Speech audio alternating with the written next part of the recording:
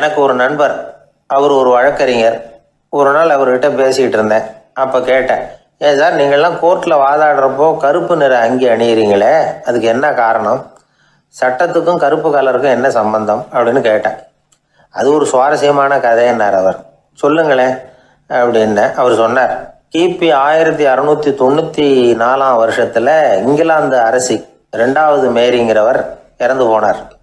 அந்த ராணியோட கணவர் 3ஆம் வில்லியம், அவரு ஒரு உத்தரவு போட்டாராம்.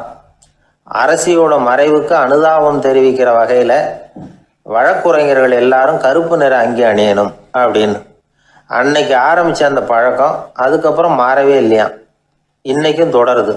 வழக்குரைஞர்கள்லாம் முதல்ல கருப்பு அங்கி மட்டும்தான் அணிஞ்சாங்களாம்.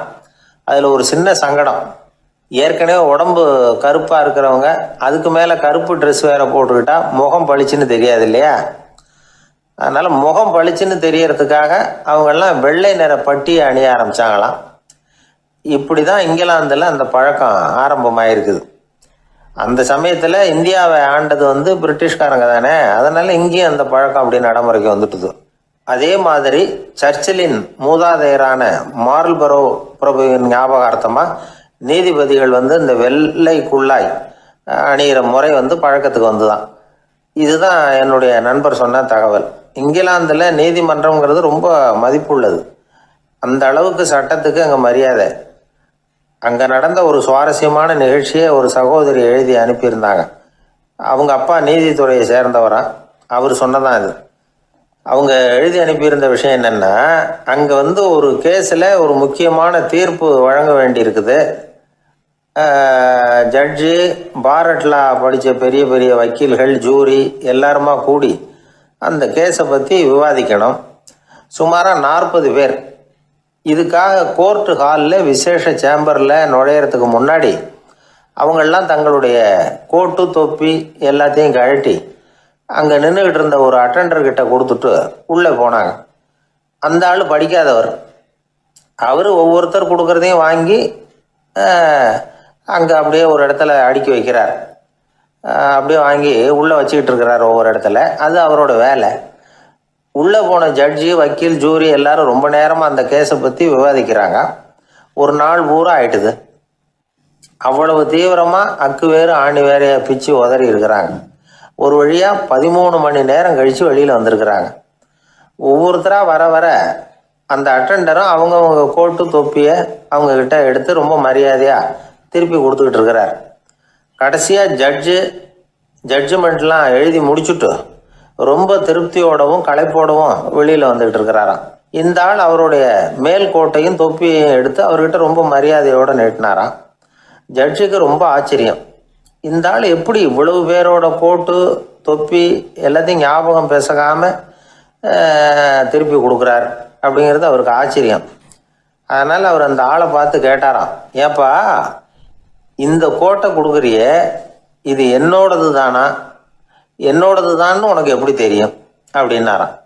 இதுக்கு அந்த பியூனு ரொம்ப பதவிசாக பதில் சொன்னாராம், ஐயா இந்த கோட்டு ஹேட்டை உங்ககிட்ட வாங்கி மாட்டினேன், இப்போ திரும்ப உங்ககிட்ட தரணும், தந்துட்டேன், இதுதான் என்னோட வேலை.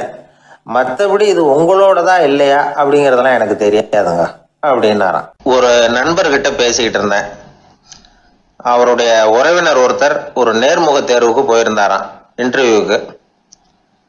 ரொம்பவும் பொறுப்பாகவும் கவனமாகவும் செயல்பட வேண்டிய பதவிக்கான நேர்காணல் அது. இவர் எழுத்து தேர்வில் ஏராளமான மதிப்பெண்கள் வாங்கிவிட்டார். அதனால் அதை பற்றி கவலை இல்லை. இப்போ நேர்முக தேர்வில் தேர்வு பெறணும். ஏராளமான சான்றிதழ்கள் வச்சிருந்தார். நேர்காணலில் கேட்கப்பட்ட எல்லா கேள்விகளுக்கும் சரியான பதில தான் சொன்னார். இருந்தாலும் பாருங்க, அந்த நேர்முக தேர்வில் அவர் தேர்ந்தெடுக்கப்படலை. என்ன காரணம் அப்படின்னு பின்னாடி விசாரிச்ச போதுதான் விவரம் தெரிஞ்சுதான். அது என்ன ஆயிருக்குதுன்னா, அந்த நேர்காணலின் போது இவர் நடந்துகிட்ட முறையில சில தவறுகள் நடந்து போச்சான். முக்கியமா 2 தவறுகள்.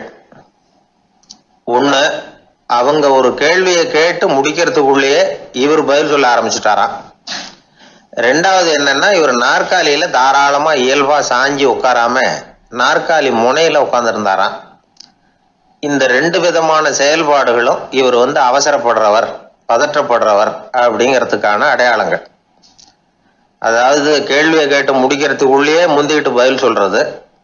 ரெண்டாவது, நாற்காலியில இயல்பா தாராளமா உட்காராம நாற்காலி முனையில உட்கார்றது.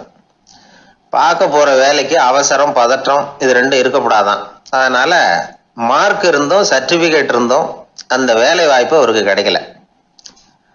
வேலை கொடுக்கறவங்க நம்ம கிட்ட இருந்து என்னதான் எதிர்பார்க்கறாங்க, இதை தெரிஞ்சு வச்சுக்கிறது நல்லது.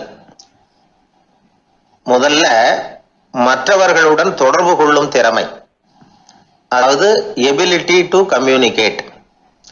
நீங்க நினைக்கிறத அழகா தொகுத்து வகைப்படுத்தி சொல்ல தெரியுதான்னு பார்ப்பாங்க.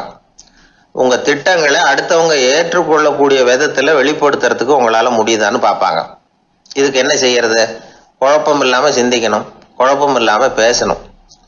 ரெண்டாவது விஷயம் என்னன்னா புத்திசாலித்தனம், அதாவது இன்டெலிஜென்ஸ்.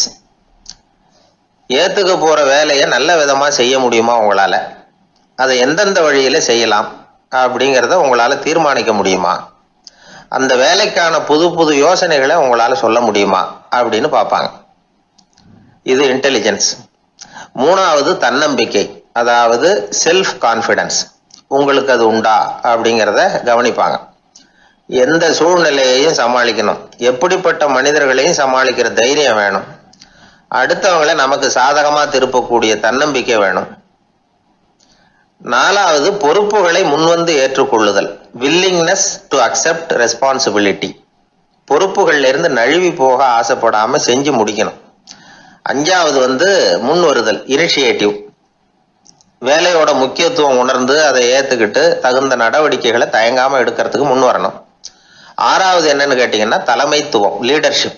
4 பேருக்கு தலைமை தாங்கி நல்ல விதத்துல நடந்துக்க தெரியுதா. ஏழாவது கற்பனை திறன், இமேஜினேஷன். சில பிரச்சனைகள் வரக்கூடும் அப்படின்னு முன்கூட்டியே யூகிச்சு அதுக்கு தகுந்த மாதிரி நடவடிக்கை எடுக்கிற திறமை உண்டா அப்படிங்கிறத பார்ப்பாங்க. எட்டாவது என்னன்னா வளைந்து கொடுத்தல், பிளெக்சிபிலிட்டி. சூழ்நிலைக்கு தகுந்த மாதிரி, மாற்றங்களுக்கு தகுந்த மாதிரி அனுசரிச்சு நடந்துக்கிறதுக்கு தெரியுதா அவங்களுக்கு அப்படிங்கிறத கவனிப்பாங்க. அடுத்தது திறமைகளை வெளிக்கொணரும் திறமை, இன்டர்பர்சனல் ஸ்கில்ஸ். அடுத்தவங்க கிட்ட இருக்கிற திறமையை கண்டுபிடிச்சு அதை நல்ல விதத்துல ஊக்கப்படுத்தி பயன்படுத்த தெரியுதா அப்படின்னு பார்ப்பாங்க.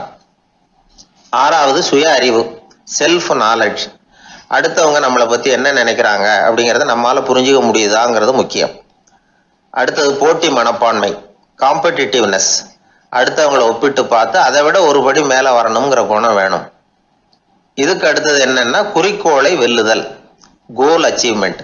குறிக்கோளை சவாலா எடுத்துக்கிட்டு அதை அடையணும். அப்புறம் வேறுபட்ட திறமைகள், ஒகேஷனல் ஸ்கில்ஸ். பதவிக்கு வேண்டிய திறமைகள் தவிர மற்ற திறமைகள் எதுவும் உண்டாங்கிறது முக்கியம். நமக்கு வேலை கொடுக்கணும்னு நினைக்கிறவங்க நம்ம கிட்ட இருந்து இவ்வளவும் எதிர்பார்ப்பாங்க. அதுக்கு தகுந்த மாதிரி நம்மளை நாமே தயார்படுத்திக்கணும். எனக்கு வேண்டப்பட்ட ஒருத்தர் ஒரு இன்டர்வியூக்கு போயிட்டு வந்தார், நேர்காணலுக்கு. எப்படி இருந்தது இன்டர்வியூன்னு விசாரிச்சேன். நான் போனேன், அவர் கேட்ட எல்லா கேள்விக்கும் அவர் எதிர்பார்த்தது மாதிரி எல்லா பதிலையும் சொன்னேன். கடைசியா நான் எதிர்பார்க்காத ஒரு தகவலை அவர் சொன்னார் அப்படின்னாரு. என்னன்னு கேட்டேன். அவரும் என்ன மாதிரியே இன்டர்வியூக்கு வந்தவர் தானா, சும்மா என்ன கேள்வி கேட்டுக்கிட்டு உட்காந்துருந்தாராம் அப்படின்னார். அதனால ஒரு நேர்காணலுக்கு போறதுக்கு முன்னாடி என்ன எதிர்பார்க்கறாங்க அப்படிங்கறத தெரிஞ்சுக்கிட்டு போனா வெற்றி நிச்சயம். ஊர்ல ஒரு ஞானி இருந்தார். ஒரு நாள் அவரை தேடிட்டு ஒருத்தர் வந்தார். வந்தவர் ஞானியை பார்த்து ஒரு கேள்வி கேட்டார். ஐயா, உங்களுடைய சாதனை என்ன? இதுதான் அவர் கேட்ட கேள்வி. இதை கேட்டதும் அந்த ஞானி நிமிர்ந்து இவரை பார்த்தார். அப்புறம் சொன்னார், அது ஒன்றும் பெரிய விஷயம் இல்லை, அது ரொம்ப எளிமையான ஒண்ணு. எப்போ எனக்கு பசிக்குதோ அப்ப நான் சாப்பிட்டுருவேன், எப்ப எனக்கு தூக்கம் வருதோ அப்ப நான் தூங்கிடுவேன், அவ்வளவுதான் அப்படின்னார். கேள்வி கேட்டவர் ஒரு மாதிரி ஆயிட்டார். ஐயா, இதே தானே நாங்களும் செய்யறோம், இதுல என்ன அதிசயம் இருக்கு அப்படின்னார். இப்ப அந்த ஞானி சொன்னாராம், இங்கதான் நீங்க தப்பு பண்றீங்க அப்படின்னாராம். அப்படியான்னாரு இவரு. ஆமா அப்படின்னாராம். நீங்க செய்யற தவறு எனக்கு புரியுது. ஏன்னா நான் உங்களை மாதிரி நான் வாழ்ந்து பார்த்திருக்கிறேன். அதனால என்னுடைய அனுபவத்துல உங்களுக்கும் எனக்கும் உள்ள வித்தியாசத்தை உணர முடியுதுன்னாரா. என்ன சொல்றீங்க, எனக்கு ஒன்னும் புரியலையேன்னாரா இவரு. இத பாருங்க, சாப்பிடுறதுங்கிறது நாம 2 பேருக்கும் பொதுவான ஒரு காரியம்தான். ஆனா நீங்க சாப்பிடுறதுக்கும் நான் சாப்பிடுறதுக்கும் வித்தியாசம் இருக்கு அப்படின்னாராம். என்ன வித்தியாசம்னு கேட்டிருக்கார். நீங்க பசி இல்லாத பொழுது சாப்பிடுறீங்க, இப்போ சாப்பிடுற நேரம் வந்துட்டுது அப்படிங்கிறதுக்காக சாப்பிடுறீங்க, சாப்பாடு ருசியா இருக்கு அப்படிங்கிறதுக்காக சாப்பிடுறீங்க, எது தேவைங்கிறது தெரியாம சாப்பிடுறீங்க. அது மாதிரி தூக்கமும் உங்களுக்கு ஒரு பழக்கமா போட்டுது. இப்போ இது தேவையா இல்லையா அப்படிங்கிறத பத்தி நீங்க யோசிச்சு பாக்குறது இல்ல. சாப்பிடும் பொழுது 1000 வேலைகளை மனசுல நினைச்சுக்கிட்டு இருப்பீங்க, அதனால அது சாப்பிடுதலா இருக்காது. அதே மாதிரி நீங்க தூங்கும் பொழுதும் அது தூங்குதலா இருக்காது. ஏகப்பட்ட கனவுகள் வரும், உங்க மனசு மேலும் மேலும் கனவுகளை உருவாக்கி கொண்டே இருக்கும். அதனால எனக்குள்ள நடக்கிறது வேற மாதிரி, நீங்க நினைக்கிறது மாதிரி இல்ல. எனக்குள்ள நடக்கிறது எப்படின்னா, நீங்க செய்யறது மாதிரி இல்ல. தூக்க உணர்வு வந்த உடனே தூங்குதல் மட்டுமே நடைபெறும். அதுதான் என்கிட்ட நடக்கிறது அப்படின்னு அந்த ஞானி. இப்ப வித்தியாசம் புரியுதா? அந்த ஞானி சாப்பிடுறத அனுபவிக்கிறார், அது எக்ஸ்பீரியன்ஸ். நாம அப்படி இல்லை, மனம் போன போக்குல சாப்பிடுறோம். இது இன்டெலிஜிங். இது ரெண்டுலயும் செயல்ல வேறுபாடு இல்லை, விழிப்புணர்வுல தான் வேறுபாடு இருக்கு. அவர் சாப்பிடும் பொழுது ஒரு சாட்சி மனோபாவத்தோட சாப்பிடுறார். எவ்வளவு தேவையோ அவ்வளவுதான் சாப்பிடுறார். ஏன்னா அவருடைய விழிப்புணர்வு முழுமையா செயல்படுது. அதனால அவர் சாப்பிடும் பொழுது நம்மை விட மகிழ்ச்சியா இருக்கிறார். நாம அப்படி இல்லை, வயிற்றை நிரப்புறதுக்காக சாப்பிடுறோம். இன்னும் சொல்ல போனா சாப்பிடும் பொழுது நாம அங்கேயும் இருக்கிறது இல்லை, எங்கேயோ போயிடுறோம். உடம்பு மட்டும்தான் அங்க இருக்கும். ஆனா ஞானி அப்படி இல்லை, அவர் சாப்பிடும் பொழுது சாப்பிடுதல் மட்டுமே இருக்கும். எந்த ஒரு செயலையும் விழிப்புணர்வோட செய்யலாம், மனம் போன போக்கிலையும் செய்யலாம். விழிப்புடன் செய்யறப்போ செய்யும் செயல் நம்ம அனுபவமாகிறது, அவ்வளவுதான். இதெல்லாம் பெரிய தத்துவம் மாதிரி தெரியும். இருந்தாலும் நாம புரிஞ்சுக்க வேண்டியது என்னன்னா, எந்த காரியத்தை செஞ்சாலும் அதுல முழு ஈடுபாடு வேணுங்கிறது முக்கியம். அந்த அளவுக்கு முதல்ல நம்மளை மாத்திக்கிட்டா போதும். ஆனா நம்ம ஆளுங்க அந்த அளவுக்கு இருக்கிறது இல்ல, எல்லாமே அரைகுறை தான். கேட்டா ஞாபகம் மருதி. ஒருத்தன் என்ன பண்ணானா, விமான டிக்கெட் வாங்கிக்கிட்டு ரயில்வே ஸ்டேஷனுக்கு வந்துட்டான். அப்புறம் தான் புரிஞ்சுது தவறுதலா இங்க வந்துட்டோங்கிறது. உடனே அவசரமா விமான நிலையத்தை நோக்கி ஓடி இருக்கிறான். அங்க போய் கவுண்டர்ல கேட்டிருக்கான், மேடம் நான் தவறுதலா ரயில்வே ஸ்டேஷனுக்கு போயிட்டேன், இப்ப விமானத்தையும் தவற விட்டுட்டேன், அடுத்த பிளைட்ல எனக்கு இதை மாத்தி தர முடியுமான்னு கேட்டிருக்கான். முடியாதுன்னாங்களாம் அந்த அம்மா. ஏன்னு கேட்டானா, ஏன்னா இப்ப நீங்க வந்திருக்கிறது பஸ் ஸ்டாண்டு அப்படின்னாங்களாம். சீடன் வெளியூர் புறப்படுறதுக்கு தயாரா இருந்தான். ரொம்ப தூரம் போக போறான், திரும்பி வர நாளாகும். புறப்படுறதுக்கான ஆயத்த வேலைகள்ல ஈடுபட்டு இருந்தான். அந்த சமயம் பார்த்து இன்னொரு சீடன் அவங்கிட்ட வந்தான். நம்ம குரு உன்னை அழைச்சிட்டு வர சொன்னார், வா அப்படின்னு கூப்பிட்டான். இவன் உடனே புறப்பட்டு போனான். குருநாதரை பார்த்தான், அவர் காலில் விழுந்து வணங்கினான். வணங்கிவிட்டு எழுந்திரிச்சான். அவ்வளவுதான். குரு ஏதாவது உபதேசம் பண்ணுவாருன்னு எதிர்பார்த்தான். ஆனா நடந்தது என்ன தெரியுமா? குரு அவனுக்கு ஓங்கி ஒரு அடி கொடுத்தார். எதிர்பாராம இந்த அடியை வாங்கினதும் அந்த சீடன் அதிர்ந்து போயிட்டான். பக்கத்துல இருந்த மற்ற சீடர்களும் திகைச்சு போய் நின்னுட்டாங்க. அடி வாங்கின சீடனுக்கு மனசுக்குள்ள குழப்பம், நாம என்ன தப்பு பண்ணணும், புறப்படுற நேரத்துல இப்படி குரு கிட்ட அடி வாங்குற மாதிரி ஆயிட்டுதே அப்படின்னு நினைச்சு மனசுக்குள்ள ரொம்ப வேதனைப்பட்டான். கொஞ்சம் துணிச்சலை வரவழைச்சுக்கிட்டு குருநாதர்கிட்டயே கேட்டுட்டான், சுவாமி நான் என்ன தப்பு பண்ணினேன், என்ன இப்படி அடிச்சுட்டீங்களே, ஒரு வார்த்தை கூட உங்களை எதிர்த்து நான் பேசினது இல்லையே, இவ்வளவு காலமா உங்க விருப்பத்துக்கு விரோதமா ஒரு காரியம் கூட நான் செஞ்சது இல்லையே, வந்ததும் வராததுமா ஒண்ணுமே சொல்லாம என்ன அடிச்சுட்டீங்களே, குருவே நான் செஞ்ச குற்றம் தான் என்ன அப்படின்னு கண்ணீரோட பரிதாபமா கேட்டானா அந்த சீடன். ஆனா அந்த குரு முகத்துல கொஞ்சம் கூட கோபம் இல்லை.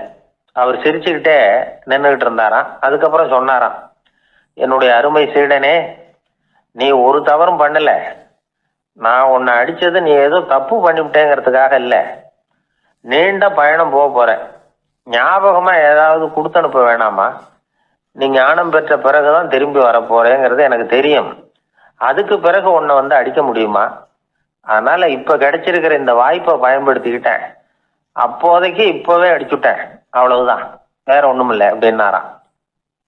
குரு சிரிச்சுக்கிட்டே இப்படி சொல்றார். இருந்தாலும் இதுவும் ஒரு உபதேசம் தான்.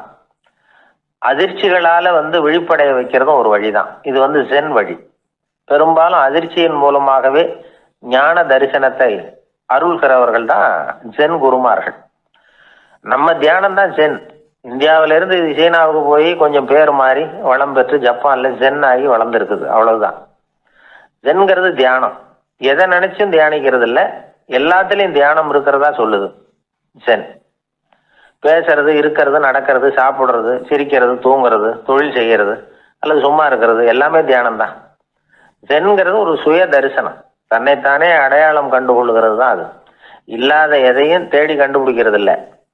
சென் மார்க்கத்தை பத்தி ஓஷோ என்ன சொல்றாரு தெரியுமா? காணாமல் போன தன்னுடைய மூக்கு கண்ணாடி தன்னுடைய மூக்கின் மேல் இருப்பதை கண்டுகொள்வது போன்றது சென் அப்படிங்கிறார். நம்மால் இன்னொருத்தர் முகத்தை ரொம்ப நேரமா உத்து பார்த்துக்கிட்டு இருந்தார். என்ன பாக்குறீங்கன்னாரு அவரு. நீங்க போட்டிருக்கீங்களே மூக்கு கண்ணாடி, அதை தான் பாக்குறேன்னாரு இவரு. நீங்க அப்படி பாக்குறதுக்கு விசேஷ காரணம் ஏதாவது உண்டான்னு கேட்டார் இவர். உண்டுன்னார். என்னன்னு கேட்டார். நேத்திக்கு காணாம போன என்னோட மூக்கு கண்ணாடி அது அப்படின்னாராம் இவர். ஒருத்தன் தன்னுடைய நண்பனை வழியில பார்த்தான். என்னப்பா லெட்டர் போட்டுனே கிடைச்சதா அப்படின்னா. ஓ கிடைச்சதேன்னா அவன். இவன் உடனே ஏன்டா போய் சொல்ற, நான் உனக்கு லெட்டரே போடல, சும்மா தான் கேட்டேன், உடனே கிடைச்சிட்டுதுங்கிறிய அப்படின்னா. லெட்டர் போட்டேன்னு நீ போய் சொல்றப்போ அது கிடைச்சதுன்னு நான் போய் சொல்லக்கூடாதா அப்படின்னு நானா அவன். இப்படிப்பட்டவங்க சில பேர் இருந்தா கூட இன்னைக்கு கடிதம் மூலமா தொடர்பு கொள்ளாதவங்க இருக்கவே முடியாது. அந்த அளவுக்கு அது அவசியமான ஒன்னாயிட்டுது. இந்த அஞ்சல் அட்டைகள் எப்படி ஆரம்பமாச்சு தெரியுமா? ஆஸ்திரியா நாட்டுல ஒரு பேராசிரியர் இருந்தார். அவர் பேர் இம்மானுவேல் ஹெர்மன். அவர் ஒரு நாள் ஒரு பத்திரிகையில கட்டுரை எழுதினாராம். இது நடந்தது 1869. அவர் எழுதின கட்டுரையில மக்கள் அதிகம் செலவு இல்லாம ஒருத்தருக்கு ஒருத்தர் தகவல் பரிமாறிக்கிறது எப்படி அப்படிங்கிறத பத்தி எழுதியிருந்தார். அதுக்கு சில யோசனைகளை அவரே எழுதியிருந்தாராம். எப்படின்னா, அந்த கட்டுரையை எல்லாரும் படிச்சு பார்த்துருக்குறாங்க. அவர் சொன்ன யோசனைகள் என்னன்னு. அது அரசாங்கத்தின் கவனத்துக்கு அது போச்சான். ஆகா, இது அவர் சொல்ற யோசனை நல்லா இருக்கும் போல் இருக்கு அப்படின்னு அவங்களே நினைச்சிருக்கிறாங்க. அவ்வளவுதான். உடனே அந்த யோசனையை நடைமுறைக்கு கொண்டுட்டு வந்தாங்களாம். பேராசிரியர் இம்மானுவேல் ஹெர்மனின் யோசனைப்படி அச்சடிச்ச அரசு முத்திரையோட அரசாங்கம் அஞ்சல் அட்டைகளை வெளியிட ஆரம்பிச்சுதான். 1869 அக்டோபர் 7ஆம் தேதி இது நடந்திருக்கு. உலகின் முதல் அஞ்சல் அட்டை வெளிவந்த நாள் அது. அப்பதான் அதுக்கு பேர் என்ன தெரியுமா? அதாவது கரஸ்பாண்டிங் கார்டு அப்படின்னு பேராது. அதுக்கப்புறம் என்ன ஆச்சுன்னா, உடனடியாக அமெரிக்காவிலேயே இது மாதிரியான கார்டுகளை வெளியிட ஆரம்பிச்சிட்டாங்க. அங்கே இதுக்கு என்ன பேர் தெரியுமா? Postal card. அதுக்கப்புறம் 1870 இங்கிலாந்துலேயும் இதை வெளியிட்டாங்களாம். அதை வெளியிட்ட முதல் நாள் அன்னைக்கு என்ன நடந்தது தெரியுமா? மக்கள்லாம் ஏதோ நியாய விலை கடையில் நிற்கிறது மாதிரி பெரிய பெரிய கியூ வரிசையில் நின்று இதை வாங்கினாங்களாம். நம்ம நாட்டில் முதல் அஞ்சலகம் 1927 கல்கத்தாவில் ஆரம்பமாயிருக்கு. இன்னைக்கும் அஞ்சலகம் இல்லாத இடமே இல்லை. அந்த அளவுக்கு அஞ்சல் போக்குவரத்து அதிகமாக இருக்குது. அன்னைக்கு உள்நாட்டில் ஒருத்தருக்கு ஒருத்தர் தகவல் பரிமாற்றம் செய்து கொள்ள மலிவான ஒரு அஞ்சல் அட்டையை அரசாங்கம் வெளியிடலாம் அப்படின்னு பேராசிரியர் எழுதின கட்டுரை இன்னைக்கு எந்த அளவுக்கு ஆகியிருக்கு பார்த்தீங்களா? ஒருத்தன் ஒரு தபால் பெட்டிக்கு பக்கத்தில் தலையை வச்சுக்கிட்டு அவன் பாட்டுக்கு நின்றுட்டு இருந்திருக்கான். அங்கே இருந்து இன்னொருத்தன் கேட்டிருக்கான், என்ன ஆச்சுன்னு. கொஞ்ச நேரத்துக்கு முன்னாடி இந்த தபால் பெட்டியில் ஒரு கார்டு எழுதி போட்டேன், விவரமெல்லாம் நல்லா தான் எழுதியிருக்கிறேன், ஆனால் அட்ரஸ் எழுத மறந்துட்டேன் அப்படின்னு நானா. உடனே அவன், அதுக்காக கவலைப்படாத, நான் போட்ட கார்டில் அட்ரஸ் எல்லாம் பின்கோடு உள்பட கரெக்டாக எழுதியிருக்கேன், ஆனால் விவரம் எழுத மறந்துட்டேன் நானா. கவலைப்படாத, கொஞ்ச நேரத்தில் தபால்காரர் வருவார், பெட்டியை திறந்ததும் நம்ம லெட்டரை கேட்டு வாங்கிக்கலாம்னா ஒருத்தன். கொஞ்ச நேரத்துக்கு முன்னாடி அவர் வந்தார், கேட்டேன், அதுக்கப்புறம் தான் மனசுக்கு ரொம்ப கஷ்டமாக போச்சு நானா. இவன் ஏண்டான்னு கேட்டிருக்கான் அவன். இது தபால் புட்டு இல்லையா? ஒரு தடவை கலைவாணர் NS கிருஷ்ணன் பேராசிரியர் கல்கியை சந்திச்சு பேசிக்கிட்டு இருந்தாராம். கலைவாணர் கல்கியை பார்த்து, எனக்கு கதை எழுத ஆசையா இருக்கு, எப்படி எழுதுறதுன்னு கேட்டாராம். கதை எழுதுறதுக்கு 4 மை வேணும்னாராம் கல்கி. அப்படியா?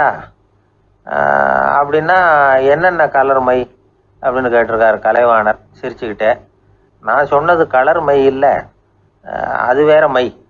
அதாவது கதை எழுதுறதுக்கு தேவைப்படுகிற 4 மை எதுன்னா, 1 திறமை, 2 பேணாமை, 3வது தனிமை, 4வது பொறுமை அப்படின்னாராம்.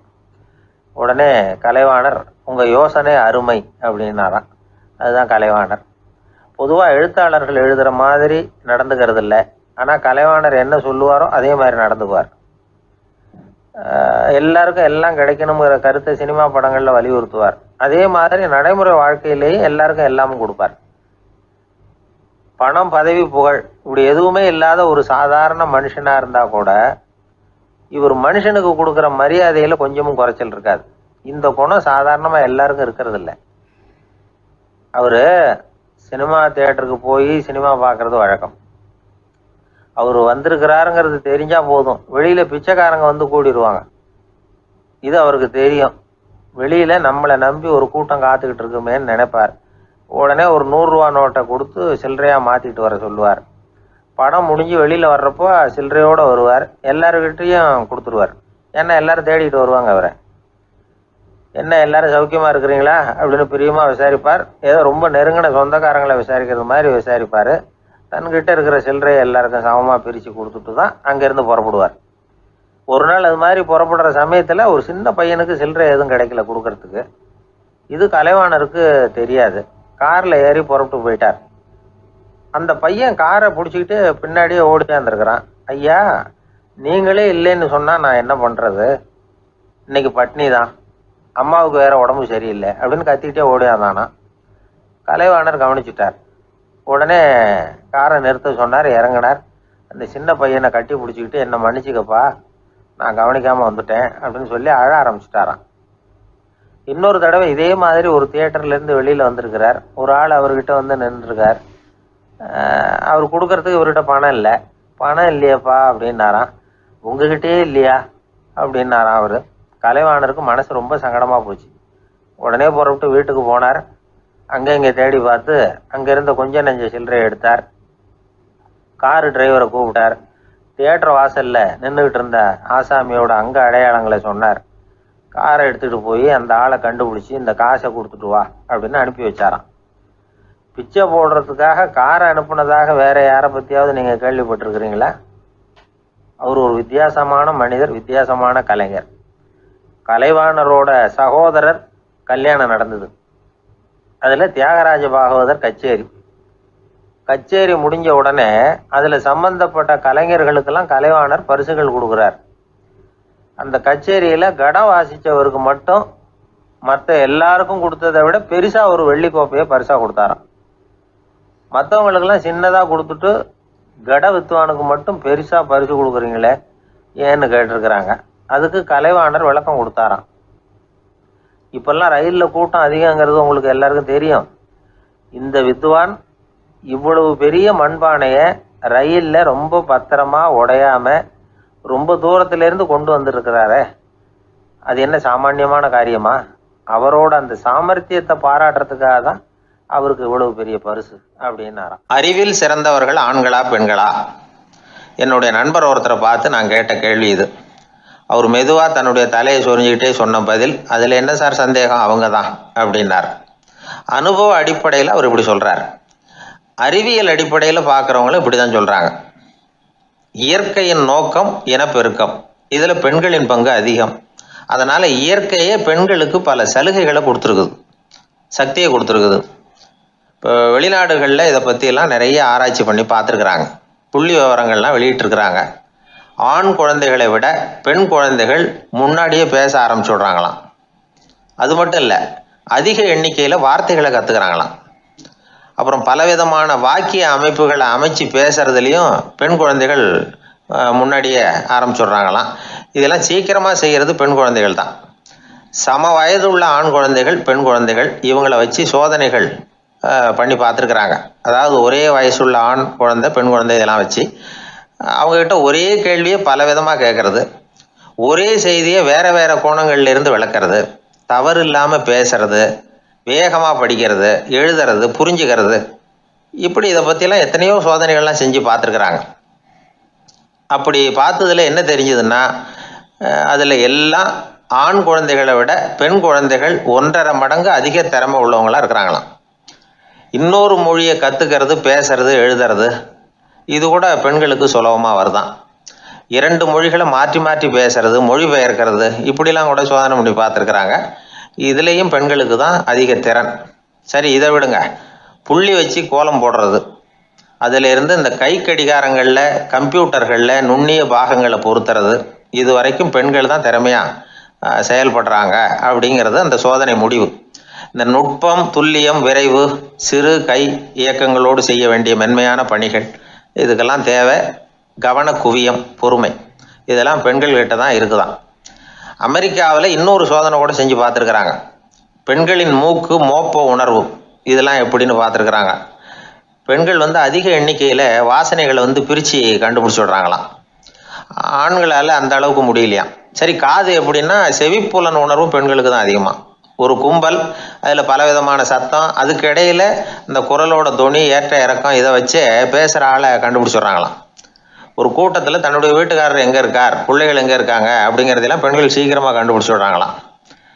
இன்னொரு விஷயம், ஒரு பொருளை பார்த்த உடனே அது என்னென்னு அடையாளம் கண்டுக்கிறது, அதை மனசில் பதிய வச்சுக்கிறது, அப்புறமா இன்னொரு சந்தர்ப்பத்தில் அது எங்கே இருந்தது அப்படின்னு சரியாக ஞாபகப்படுத்திக்கிறது, இது மாதிரி சோதனைகள்லாம் கூட பெண்கள் தான் முன்னணியில் இருக்கிறாங்க.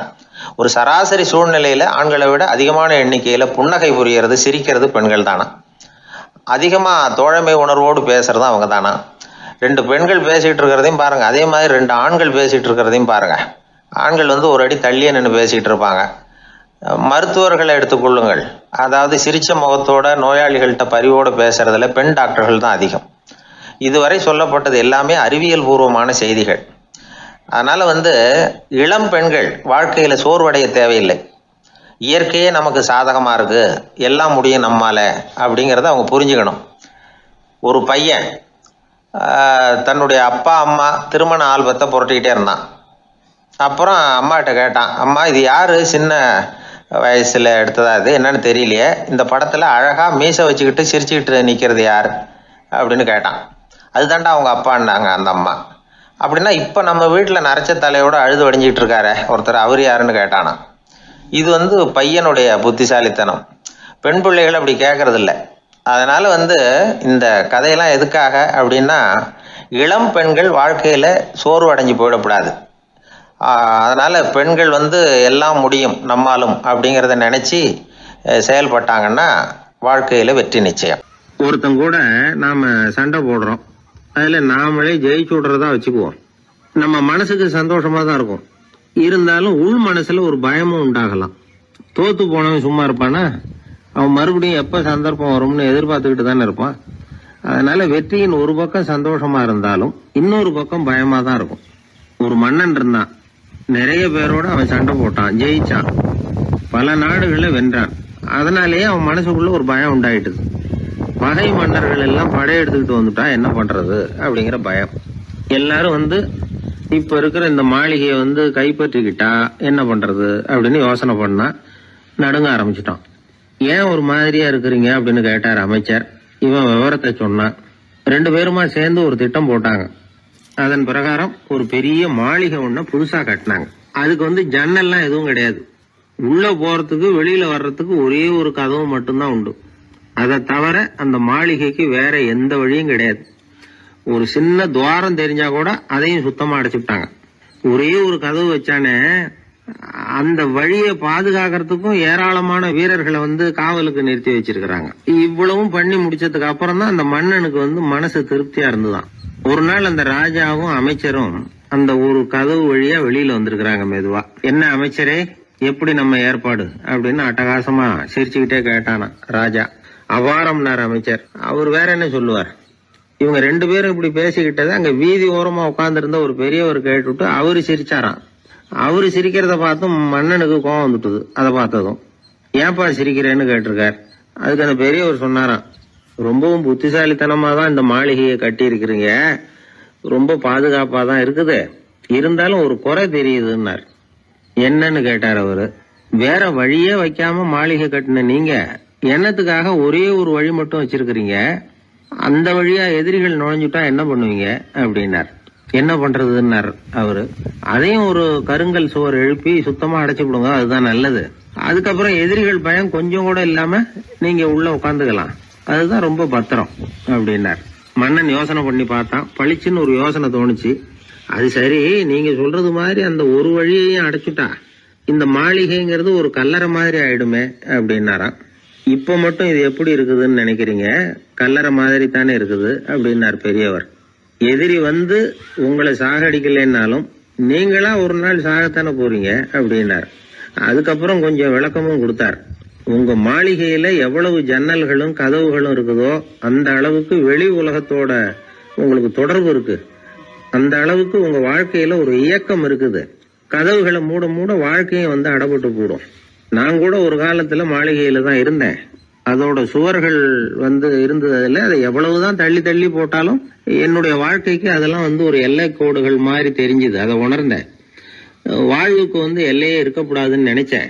அதனால்தான் இப்படி வந்து இங்க உட்காந்துட்டேன். இப்ப என்னுடைய வாழ்வுக்கு வானம்தான் கூரை, இந்த நிலம்தான் என்னுடைய மாளிகை. இப்பதான் வாழ்க்கையை வந்து முழுமையா என்னால உணர முடியுது, அனுபவிக்க முடியுது அப்படின்னாரு அந்த பெரியவர். அந்த அரசர் ஒரு பெரிய தத்துவத்தை புரிஞ்சுக்கிட்டாராம். தன்னோட மாளிகைக்கு நிறைய ஜன்னல்களையும் கதவுகளையும் வைக்க சொல்லி உத்தரவு போட்டாராம். இப்படி ஒரு கதை உண்டு. ஒரு சுடுகாட்டுல ஒரு கல்லறைக்கு மேல கால் போட்டுக்கிட்டு உட்காந்துக்கிட்டு இருந்தான் ஒருத்தன். அந்த வழியா போன ஒருத்தர் அவனை பார்த்து கேட்டாராம், ஏப்பா இப்படி பேய் பேசாசு நடமாடுற இந்த மயானத்துக்கு வந்து கல்லறைக்கு மேல உட்கார்ந்துருக்கிறியே அப்படின்னு கேட்டாராம். எவ்வளவு காலம் தாங்க உள்ளேயே இருக்கிறது, ஒரே புழுக்கமா இருந்தது, அதுதான் காத்து வாங்கலாம்னு வெளியில வந்து உட்கார்ந்துருக்கிறேன் அப்படின்னு நானா. அந்த எப்பவும் சுத்தமா இருக்கணும், அதுதான் நல்லதுன்னாரு ஒருத்தர். நான் அப்படித்தான் சார் இருக்கிறேன், தினம் 2 வேளை சோப்பு போட்டு குளிக்கிறேன் இன்னொருத்தர். உடம்பு மட்டும் சுத்தமா இருந்தா போதாது சார், மனசும் சுத்தமா இருக்கணும்னாரு அவரு. மனசை சுத்தப்படுத்துறதுக்கு என்ன சோப்பு சார் போடலான்னு கேட்டாரு இவர். ஆன்மீகம்ங்கிற சோப்பு தான் அதுக்கு பொருத்தம்னாரு அவர். ஆன்மாவை மேம்படுத்துகிற ஒரு முயற்சி தான் ஆன்மீகம்ங்கிறது. அந்த முயற்சியை எப்படி பண்றது? மனசுக்குள்ள குந்தி இருக்கிற வேண்டாத விருந்தாளிகளை எல்லாம் வெளியேற்றணும். வேண்டாத விருந்தாளிகள்ல வந்து முக்கியமான ஒருத்தர் யாருன்னா அவர் பேரு பொறாமை. இவரு நம்ம மனசுக்குள்ள இருக்கிற வரைக்கும் நாம நிம்மதியா இருக்க முடியாது. ஒரு குருநாதர் இருந்தார், அவர்கிட்ட 2 சீடர்கள் இருந்தாங்க. 2 பேரும் ஆரம்பத்துல ஒருத்தருக்கு ஒருத்தர் நல்லபடியா தான் பழகிட்டு இருந்தாங்க. ஆனாலும் என்னமோ தெரியல, கொஞ்ச நாள்ல இந்த 2 பேர்ல ஒருத்தன் மனசுக்குள்ள பொறாமைங்கிற விருந்தாளி வந்து உட்கார ஆரம்பிச்சுட்டார். அந்த சீடனும் அதுக்கு இடம் கொடுத்துட்டான். குரு கிட்ட தான் நல்ல பேர் வாங்கணும் அப்படின்னும் தன்னுடைய நண்பன் வந்து கெட்ட பேர் வாங்கணும் அப்படின்னு அவனுக்கு ஒரு ஆசை வந்துட்டுது. என்ன பண்ணலாம்னு யோசனை பண்ணான். ஒரு நாள் விடியற் காலையில எழுந்திருச்சான். நேரா குரு கிட்ட போய் அவர் முன்னாடி நின்னான். குருவே, என்ன பாருங்க, நான் எவ்வளவு சீக்கிரமா எழுந்திருச்சு குளிச்சு முடிச்சுட்டு உங்களை வணங்குறதுக்காக வந்து நிக்கிறேன். ஆனா அவன் இருக்கானே இன்னமும் கண்ணு முழிக்கவே இல்லை, தூங்கிக்கிட்டே இருக்கிறான், தூங்கு மிஞ்சி அப்படின்னா. குருநாதர் நிமிந்து பார்த்தார். அப்படியா, அப்படின்னா நீயும் கூட அவன மாதிரியே தூங்கி இருந்தா நல்லா இருந்திருக்குமேன்னார் ரொம்ப பொறுமையா. என்னது, நாம எவ்வளவு தீவிரமா ஒரு விஷயத்த சொல்றோம், அதுக்கு நம்ம குருநாதர் ரொம்ப பொறுமையா இப்படி சொல்றாரு அப்படின்னு நினைச்சான். ஆச்சரியமா அவரை பார்த்தான். குருநாதர் சொன்னார், ஆமாப்பா, நீயும் தூங்கிக்கிட்டு இருந்திருந்தா அடுத்தவனை பத்தி குறை சொல்றதுக்கு இங்க வந்திருக்க வேண்டிய அவசியம் இருந்திருக்காது, அதனால அப்படி சொன்னேன் அப்படின்னாராம். சீடன் வந்து யோசிக்க ஆரம்பிச்சான். அர்த்தம் புரிஞ்சது. உடனே பொறாமைய மனசுல இருந்து தூக்கி எறிஞ்சுட்டானாம். மனசு சுத்தமாயிட்டு. மனசுக்குள்ள இருந்து விரட்ட வேண்டிய இன்னொரு விருந்தாளி, அவர் பேர் கோபம். சினம் வந்து தன்னையே கொன்னுடும் அப்படிங்கிறார் வள்ளுவர். கோபத்துக்கு வந்து மனசுல இடம் கொடுக்காத சில பெரியவர்களும் உண்டு. ஒருத்தர் இருந்தார்.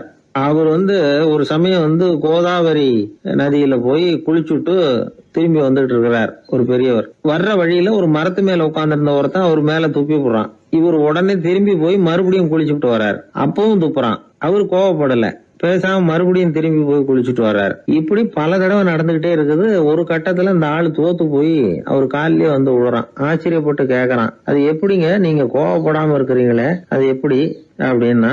அதுக்கு அந்த பெரியவர் சொன்னாராம், நான் கோவப்பட்டிருந்தா என் மனசு அசுத்தமா இருக்கும். உடம்பு அசுத்தமான குளிச்சு சுத்தப்படுத்திக்கலாம், மனசை வந்து அப்படி சுத்தப்படுத்த முடியாது, அது கொஞ்சம் கஷ்டம் அப்படின்னாராம். ஆக கூடி மனசு அசுத்தமாகாம பாத்துக்க வேண்டியது நம்ம கடமை. மனசை அசுத்தப்படுத்துற இன்னொரு விஷயம் சுயநலம். ஒரு சுயநலவாதி ஆத்துல விழுந்துட்டார், சுழல்ல சிக்கிக்கிட்டார். இன்னொரு சுயநலவாதி கரையில இருந்து இத பார்த்தார். ஒரு கயத்தை தூக்கி போட்டு அதை புடிச்சுக்க சொல்லி கரையில இழுத்து காப்பாத்தினார். அவரு கரையில ஏறின உடனே இவரை பார்த்து, என்ன காப்பாத்தினதுக்காக உங்களுக்கு 50 காசு கொடுக்கலாம்னு பாக்குறேன், ஆனா என்கிட்ட 1 ரூபாயா இருக்கு, சில்லறையா இல்ல அப்படின்னாராம். உடனே காப்பாத்தினவர் இவரை பார்த்து, அப்படின்னா நீங்க இன்னொரு தடவை தண்ணியில விழுந்துருங்க, நான் காப்பாத்துறேன், 1 ரூபாயா கொடுத்துடலாம் அப்படின்னாராம். இப்படிப்பட்டவங்க எல்லாம் எத்தனை தடவை தண்ணியில விழுந்தாலும் மனசு சுத்தமாக போறதில்லை. இந்த உலகத்துல 7 வகையான மனிதர்கள் இருக்கிறாங்களாம். டாக்டர் எட்வர்டு பாஷ் அப்படிங்கிறவர் சொல்றார். மனிதர்களோட மனோநிலை அடிப்படையில அவங்கள 7 வகையா பிரிக்கலாம்ங்கிறார் அவர். அது எப்படி தெரியுமா? முதல் வகை பயந்த குணம் உள்ளவர்கள். சார் ரொம்ப பயந்த சுபாவம், வீட்டுல கூட வாயை திறக்க மாட்டார், சாப்பிட போறப்ப மட்டும்தான் கொஞ்சம் வாயை திறப்பார் அப்படிங்கிறோம்ல, அவங்க எல்லாம் இந்த ரகம். 2வது வகை எப்படின்னா சஞ்சலப்படுகிறவர்கள். எதுக்கு எடுத்தாலும் கலக்கம் குழப்பம், இப்படியே காலம் தள்ளுறவங்க பல பேர் பார்த்திருப்பீங்க, அவங்க எல்லாம் இந்த ரகம். 3வது வகை எப்படின்னா யதார்த்த உலகை மறந்து கற்பனை உலகத்திலேயே மிதக்கிறவங்க. இளைஞர்கள், கவிஞர்கள், இப்படி பல பேர் இருக்கிறாங்க. எப்ப பார்த்தாலும் கற்பனை உலகத்திலேயே மேந்துகிட்டு இருப்பாங்க. கிட்டத்துல போய் என்னங்க ஒரு மாதிரியா இருக்கிறீங்களே அப்படின்னு கேட்டு பாருங்க, ஒரு அற்ப புழுவை பார்க்கறது மாதிரி உங்களை பார்ப்பாங்க. அதுவும் அந்த வானத்து நிலா என்னை வாவென்று அழைக்கிறது, எனக்கு விரைவில் ஒரு நாள் சிறகுகள் முளைக்கும், சிறகடித்து பறந்து செல்லுவேன், என் செல்ல நிலாவை கொஞ்சி விட்டு திரும்பி வருவேன், அப்படி இப்படின்னு பேச ஆரம்பிச்சிருவாங்க. கொஞ்சிறது அப்புறம் இருக்கட்டும்ப்பா, இப்ப கஞ்சிக்கு வழிய பாருடா அப்படின்னா அதை காதல வாங்க மாட்டான். 4வது வகை மனிதர்கள் எப்படின்னா தனிமை உணர்வு மிக்கவர்கள். இவங்கெல்லாம் மற்றவங்களோட சகஜமா நெருங்கி பழகிறது இல்ல, தான் உண்டு தன்னுடைய வேலை உண்டுன்னு போறவங்க. அடுத்த வீட்டுல இருக்கிறது யாருன்னு கேட்டா கூட அடுத்த வீடுன்னு ஒண்ணு இருக்கா அப்படின்னு கேட்பாங்க. அவங்க கிட்ட மேற்கொண்டு என்னத்தை பேசுறது. 5வது வகை மனிதர்கள் எப்படின்னா மற்றவர்கள் செல்வாக்குக்கு உட்பட மறுப்பவர்கள். அடுத்தவங்க செல்வாக்குக்கு இவங்க ஆட்படுறது இல்ல. நான் யார் தெரியுமா அப்படின்னு கேட்டா அதை தெரிஞ்சுக்கிட்டு எனக்கு என்ன ஆக போகுது அப்படிம்பாங்க. 6வது வகை எப்படின்னா எப்பவும் எதுலயும் பற்று இல்லாம இருக்கிறவங்க. இது ஒரு துறவு மனப்பான்மை. இயல்பாவே சில பேர் இப்படி இருக்கிறது உண்டு. அவங்களுக்கு எதுலயுமே ஒரு ஈடுபாடு இருக்காது. 7வது வகை மனிதர்கள் மற்றவங்க கவலையை தன்னுடையதா ஆக்கிக்கிட்டு கவலைப்படுறவங்க. இவங்க மகாத்மாக்கள். தான் வேற அடுத்தவங்க வேறன்னு நினைக்கிறது இல்லை. இவங்க அப்படிப்பட்ட எண்ணம் இவங்களுக்கு வர்றதில்லை. அதனால அடுத்தவங்களுக்கு ஒரு கஷ்டம் வந்தா அதை தன்னுடைய கஷ்டமாக எடுத்துக்கிட்டு கவலைப்படுறவங்க இவங்க. ஆக கூடி இப்படி 7 வகையான மனிதர்களை அடையாளம் காட்டுறார் அந்த நிபுணர். நாம இதுல எந்த அகத்துல வர்றோம்ங்கிறத நாம தான் அடையாளம் கண்டுபிடிச்சுக்கணும். எனக்கு தெரிஞ்ச ஒரு மனிதர் உண்டு. அவர் ஒரு வித்தியாசமான டைப்பு. எதையும் பிராக்டிக்கலா யோசிக்கிறவர். எப்பவும் அடுத்தவங்களுக்கு ஒன்றும் பண்ண மாட்டாரு. ஆனா நினைக்கிறது என்னன்னா அடுத்தவங்களும் நல்லா இருக்கணும், நாமளும் சந்தோஷமா இருக்கணும் அப்படின்னு ஆசைப்படுறவர். அவருக்கு ஒரு சமயம் திடீர்னு உடம்பு சுகம் இல்லாம போட்டுது. டாக்டர் கிட்டத்துல போனார், பணம் கொடுத்தார், வைத்தியம் பார்த்தார். அவரு எழுதி கொடுத்த மருந்து சீட்டை வாங்கிட்டார். மருந்து கடைக்கு போனாரு, பணம் கொடுத்தாரு, மருந்து வாங்கினார். அதை எடுத்துட்டு வீட்டுக்கு வந்தார். அதுக்கப்புறம் அந்த மருந்தை சாப்பிடணும்ல, சாப்பிடல, அப்படியே சும்மா வச்சுட்டார். அவரை பார்த்து கேட்டோம், ஏன் சார் இப்படி பண்றீங்க, வீண் செலவு தானே இது, நீங்க எதுக்காக டாக்டர் கிட்ட போய் பணம் செலவு பண்ணீங்க அப்படின்னு கேட்டாங்க. அது சொல்றாரு, டாக்டர் வாழணும் இல்லையா அதுக்காக. சரி, அதுக்கப்புறம் என்னத்துக்கு மருந்து வாங்கினீங்க அப்படின்னு கேட்டா, மருந்து கடைக்காரர் வாழணும் இல்லையா அதுக்காக அப்படின்னாரு. சரி, அப்புறம் ஏன் வாங்கின மருந்து சாப்பிடாம வச்சிருக்கிறீங்க அப்படின்னா, நான் வாழணும் இல்லையா அதுக்காக அப்படின்னாராம் அந்த ஆள். ஒரு பூங்கா, அங்க ஒருத்தர் நின்றுட்டு இருக்கிறார், ஏதோ ஆழ்ந்த யோசனையில இருக்கிறார். அந்த பக்கமா இன்னொருத்தர் வந்தார், இவரை கவனிச்சார். என்ன யோசனைன்னு கேட்டார். எப்படி எழுந்திருக்கிறதுன்னு யோசனை பண்ணிட்டு இருக்கிறேன்னாரு. அவர் கேட்டவருக்கு ஒரு மாதிரி ஆயிட்டது. ஏற்கனவே நின்றுகிட்டு இருக்கிற ஒருத்தர் எப்படி எழுந்திருச்சு நிக்கிறதுன்னு யோசிக்கிறாருன்னா அது ஆச்சரியம் தானே. அதுக்கப்புறம் இவர் யோசிக்க ஆரம்பிச்சார், என்ன இவர் இப்படி பேசுறாரு அப்படின்னு. கீழே விழுந்தாதானே எழுந்திருச்சு நிக்க முடியும். எழுந்திருக்கணும்னு நினைக்கிறவங்க முதல்ல கீழே விழணும். இவர் முதல்ல கீழே விழணும், அதுக்கப்புறம் தான் எழுந்திருக்கிறது எப்படின்னு சிந்திக்க முடியும். இந்த உலகத்துல எல்லாருமே கீழே விழுந்து எழுந்தவர்கள் தான். இப்ப இந்த குழந்தை பருவத்துல கீழே விழாம நடைபயில கற்றுக்கிட்டவங்க யாராவது உண்டா? சின்ன வயசுல ஒரு தடவை கூட கீழே விழல சார், அப்படியே பிறந்தாரு, வளர்ந்தாரு, பெரியவர் ஆயிட்டார் அப்படின்னு யாரையும் சொல்ல முடியாது. மனுஷங்கிறவன் விழுந்து புரண்டு எழுந்துதான் நடக்க கத்துக்கிறான். ஒரு உண்மையை நாம எல்லாரும் புரிஞ்சுக்கணும். இந்த உலகத்துல தவறு செய்யாத மனிதர்களே யாரும் கிடையாது. அப்படி இருக்கிறப்போ எப்போதாவது நாம தவறு பண்ணிவிட்டோம்னா அதுக்காக மனசு உடைஞ்சு போயிடக்கூடாது. வாழ்க்கையில வெறுப்பு வந்துடக்கூடாது. தவறு நடந்துட்டுதா அதுக்காக மனசு உடைஞ்சு போடாதீங்க, அதை ஒரு பாடமா எடுத்துக்கங்க. அதே தவறு மறுபடியும் நடக்காம வேணும்னா பாத்துக்கலாம், அது போதும். தடைக்கல்ல படிக்கெல்லாம் மாத்திக்கணும், இதுதான் இதுல முக்கியம். ஒரு அலுவலகம், அங்க ஒரு அதிகாரி, அவர் உயர்ந்த பதவியில இருந்தார், சிறந்த நிர்வாகின்னு பேர் வாங்கினவர். அவர் தனக்கு கீழே வேலை செய்யறவங்க கிட்ட எல்லாம் சொல்லுவாராம், இந்த நிறுவனத்துல நீங்க எத்தனை தடவை வேணும்னாலும் தவறுகள் செய்யலாம், ஒரே விஷயம் என்னன்னா ஒரே தவறை மறுபடியும் செய்யக்கூடாது, அது முக்கியம் அப்படின்பாராம். இத மேம்போக்கா பார்த்தா அவர் ஏதோ தன்னுடைய ஊழியர்களை தவறு செய்ய தூண்டுறது மாதிரி தெரியும். ஆனா உண்மை அப்படி இல்ல. இன்னைக்கு என்ன நடக்குது தெரியுமா? அநேகமா எல்லா மனிதர்களுமே ஒரே தவறை தான் மறுபடியும் செய்யறாங்க. விளையாட்டு வீரர்கள் ஒரே மாதிரியான தவறுகளை திரும்ப திரும்ப செய்யறது உண்டு. கணக்கு எழுதுறவங்களை பாருங்க, ஒரே தப்ப மறுபடியும் செய்வாங்க. அலுவலகம் வருகிறவர்களை கவனிங்க, ஒரு நாள் தாமதமா வந்தா பரவாயில்ல, தினமும் தாமதமா வருவாங்க. இது மாதிரி செய்த தவறையே திரும்ப செய்யறதுக்கு என்ன காரணம்? ஞாபக மறதி, கவனக்குறைவு, தன்னுடைய திறமை பேர்ல அளவுக்கு மீறிய நம்பிக்கை, இப்படி இதுல ஏதாவது ஒரு காரணமா இருக்கலாம் அப்படிங்கிறாங்க இது பற்றி ஆய்வு செய்கிற வல்லுநர்கள். ஒரு தடவை செஞ்ச தவிர மறுபடியும் செய்யறது இல்லைன்னு முடிவு செஞ்சுக்கிட்டு அதை செயல்படுத்த கத்துக்கணும், அது போதும், வாழ்க்கை வெற்றிகரமா அமையும் அப்படிங்கிறாங்க அந்த அனுபவசாலிகள். அதனால வெற்றிகரமா வாழ்க்கையில நடைபோட விரும்பும் இளைஞர்கள் தவிர்க்க வேண்டியது என்னன்னா, முதல்ல சோம்பலை தவிருங்கள், சுறுசுறுப்பாக இயங்குங்கள் அப்படிங்கறது அவங்க அறிவுரை. 2வது ஞாபக மறதி, எந்த செயல்லையும் ஈடுபாடு வேணும், அக்கறை வேணும். 3வது கவனக்குறைவு, எதையும் அலட்சியப்படுத்தக்கூடாது. 4வது என்னால முடியாதது எதுவுமே கிடையாது அப்படிங்கிற அளவுக்கு மீறிய நம்பிக்கை, அது ஆபத்துல கொண்டு போய் விட்டுரும். முதல் தவறு உங்களுக்கு ஒரு பாடமா அமையணும். ஒரு மனிதர் அவர் தன்னுடைய 2 காதுலயும் கட்டு போட்டுக்கிட்டு வந்தார். அவருடைய நண்பர் அதை கவனிச்சுட்டாரு. என்ன சார் ஆச்சு, 2 காதுலயும் கட்டு போட்டுருக்கீங்களே அப்படின்னு விசாரிச்சார். ஒண்ணுமில்ல சார், வீட்டுல ரொம்ப ஆர்வமா டிவியில கிரிக்கெட் மேட்ச் பாத்துக்கிட்டு இருந்தேன். இப்போ என்னுடைய மனைவி துணிகளுக்கு அயன் பண்ணிட்டு இருந்தாங்க. அயன் பாக்ஸ் அப்படியே வச்சுட்டு அடுப்பங்கரைக்கு போயிட்டாங்க. அந்த சமயம் பார்த்து டெலிபோன் பண்ணி அடிச்சது. அவசரமா ஓடி போய் அதை எடுத்து காதுல வச்சேன். அப்பதான் தெரியும் அது அயன் பாக்ஸ்ங்கிற விஷயம். சூடா இருந்ததா, சுட்டு விட்டது அப்படின்னாரு. ஒரு காது சரி சார், 2 காது ஏன் அப்படி ஆச்சு அப்படின்னு கேட்டார். அதே ஆளு மறுபடியும் போன் பண்ணா சார் அப்படின்னாரு. இவர் எவ்வளவு தூரம் யோசிச்சிருப்பாரு பாருங்க. தவறு மறுபடியும் நடக்கக்கூடாது. முதல் தவறு உங்களுக்கு ஒரு பாடமாக அமையட்டும் அப்படிங்கறது தான் இதுல இருந்து நாம தெரிந்து கொள்ள வேண்டிய கருத்து. அதனால தவறுகள் அதெல்லாம் தடைக்கெல்லாம் நினைக்க வேண்டாம், படிக்கெல்லாம் நினைப்போம். அப்படி நினைச்சோம்னா வாழ்க்கையில வெற்றி நிச்சயம். காசி தேசத்துல ஒரு வேடன் இருந்தானா. அவன் வழக்கம் போல காட்டுக்கு வேட்டையாட போயிருக்கிறான். ஒரு மானுக்கு நேரா குறி பார்த்து அம்ப விட்டுருக்கான். குறி தவறி போய் அந்த அம்பு ஒரு பெரிய மரத்து மேல போய் குத்திக்கிட்டுது. விஷம் தடவுன அம்பு, அதனால மரம் வீணா போயிட்டுது. அதுல இருந்த இலை காய் எல்லாம் உதிர ஆரம்பிச்சுட்டுது. கொஞ்ச நாள்ல அந்த மரம் பூரா காஞ்சி அப்படியே பட்டு போச்சு. அந்த மரத்துல ஒரு பொந்து, அதுல ஒரு கிளி ரொம்ப காலமா இருந்துகிட்டு இருக்குது. அந்த மரம் நல்லபடியா வளமா இருந்த காலத்துல நிறைய பறவைகள் அதுல தங்கி இருந்தது. மரம் காய ஆரம்பிச்சதும் அந்த பறவை எல்லாம் யோசிக்க ஆரம்பிச்சது. சரி, இனிமே இந்த மரம் நமக்கு சரிப்பட்டு வராது, வேற இடம் பார்க்க வேண்டியதுதான் அப்படின்னு நினைச்சு ஒவ்வொன்னா பறந்து போக ஆரம்பிச்சுட்டுது. கடைசியில தங்கி இருந்தது அந்த ஒரு கிளி மட்டும்தான். அது அந்த மரத்தை விட்டுட்டு எங்கேயும் போறதுக்கு பிரியப்படல. ஏன்னா அதுக்கு அந்த மரத்து மேல அவ்வளவு அன்பு. இறை தேடுறதுக்கு கூட அந்த கிளி வெளியே போறதில்ல. சாப்பிடாம இருந்தா உடம்பு என்னத்துக்கு ஆகும்? கிளி ரொம்ப வாடி போயிட்டுது. சத்தம் போட்டு கத்த கூட அதால முடியல. அந்த கிளி இப்படி நடந்துக்கிறது தேவலோகத்துல இருந்த இந்திரனுக்கே ரொம்ப ஆச்சரியமா இருந்துதான். நேர்ல போய் அந்த கிளிய பார்த்துட்டு வந்தா தேவையில்லைன்னு தோணுச்சு அவனுக்கு. உடனே தேவலோகத்தில இருந்து புறப்பட்டு பூலோகத்துக்கு வந்து சேர்ந்தான் இந்திரன். ஒரு சாதாரண மனுஷன் மாதிரி அந்த கிளிக்கு முன்னாடி போய் நின்னான். கிளியே, உனக்கு என்ன பைத்தியமா? இந்த மரத்துல இலையும் இல்ல காயும் இல்ல, கிளையெல்லாம் காஞ்சி போய் எப்போ ஒடிஞ்சு விழலாம்னு நேரம் பார்த்துக்கிட்டு இருக்குது. நீ இன்னமும் இதையே கட்டிக்கிட்டு அழுதுகிட்டு இருக்கிறிய. உன் கூட இருந்த மற்ற பறவைகள்லாம் பாத்தியா, இதே காட்டுல உள்ள செழிப்பான மரங்கள்ல போய் கூடு கட்டிக்கிட்டு சுகமா இருந்துகிட்டு இருக்கு.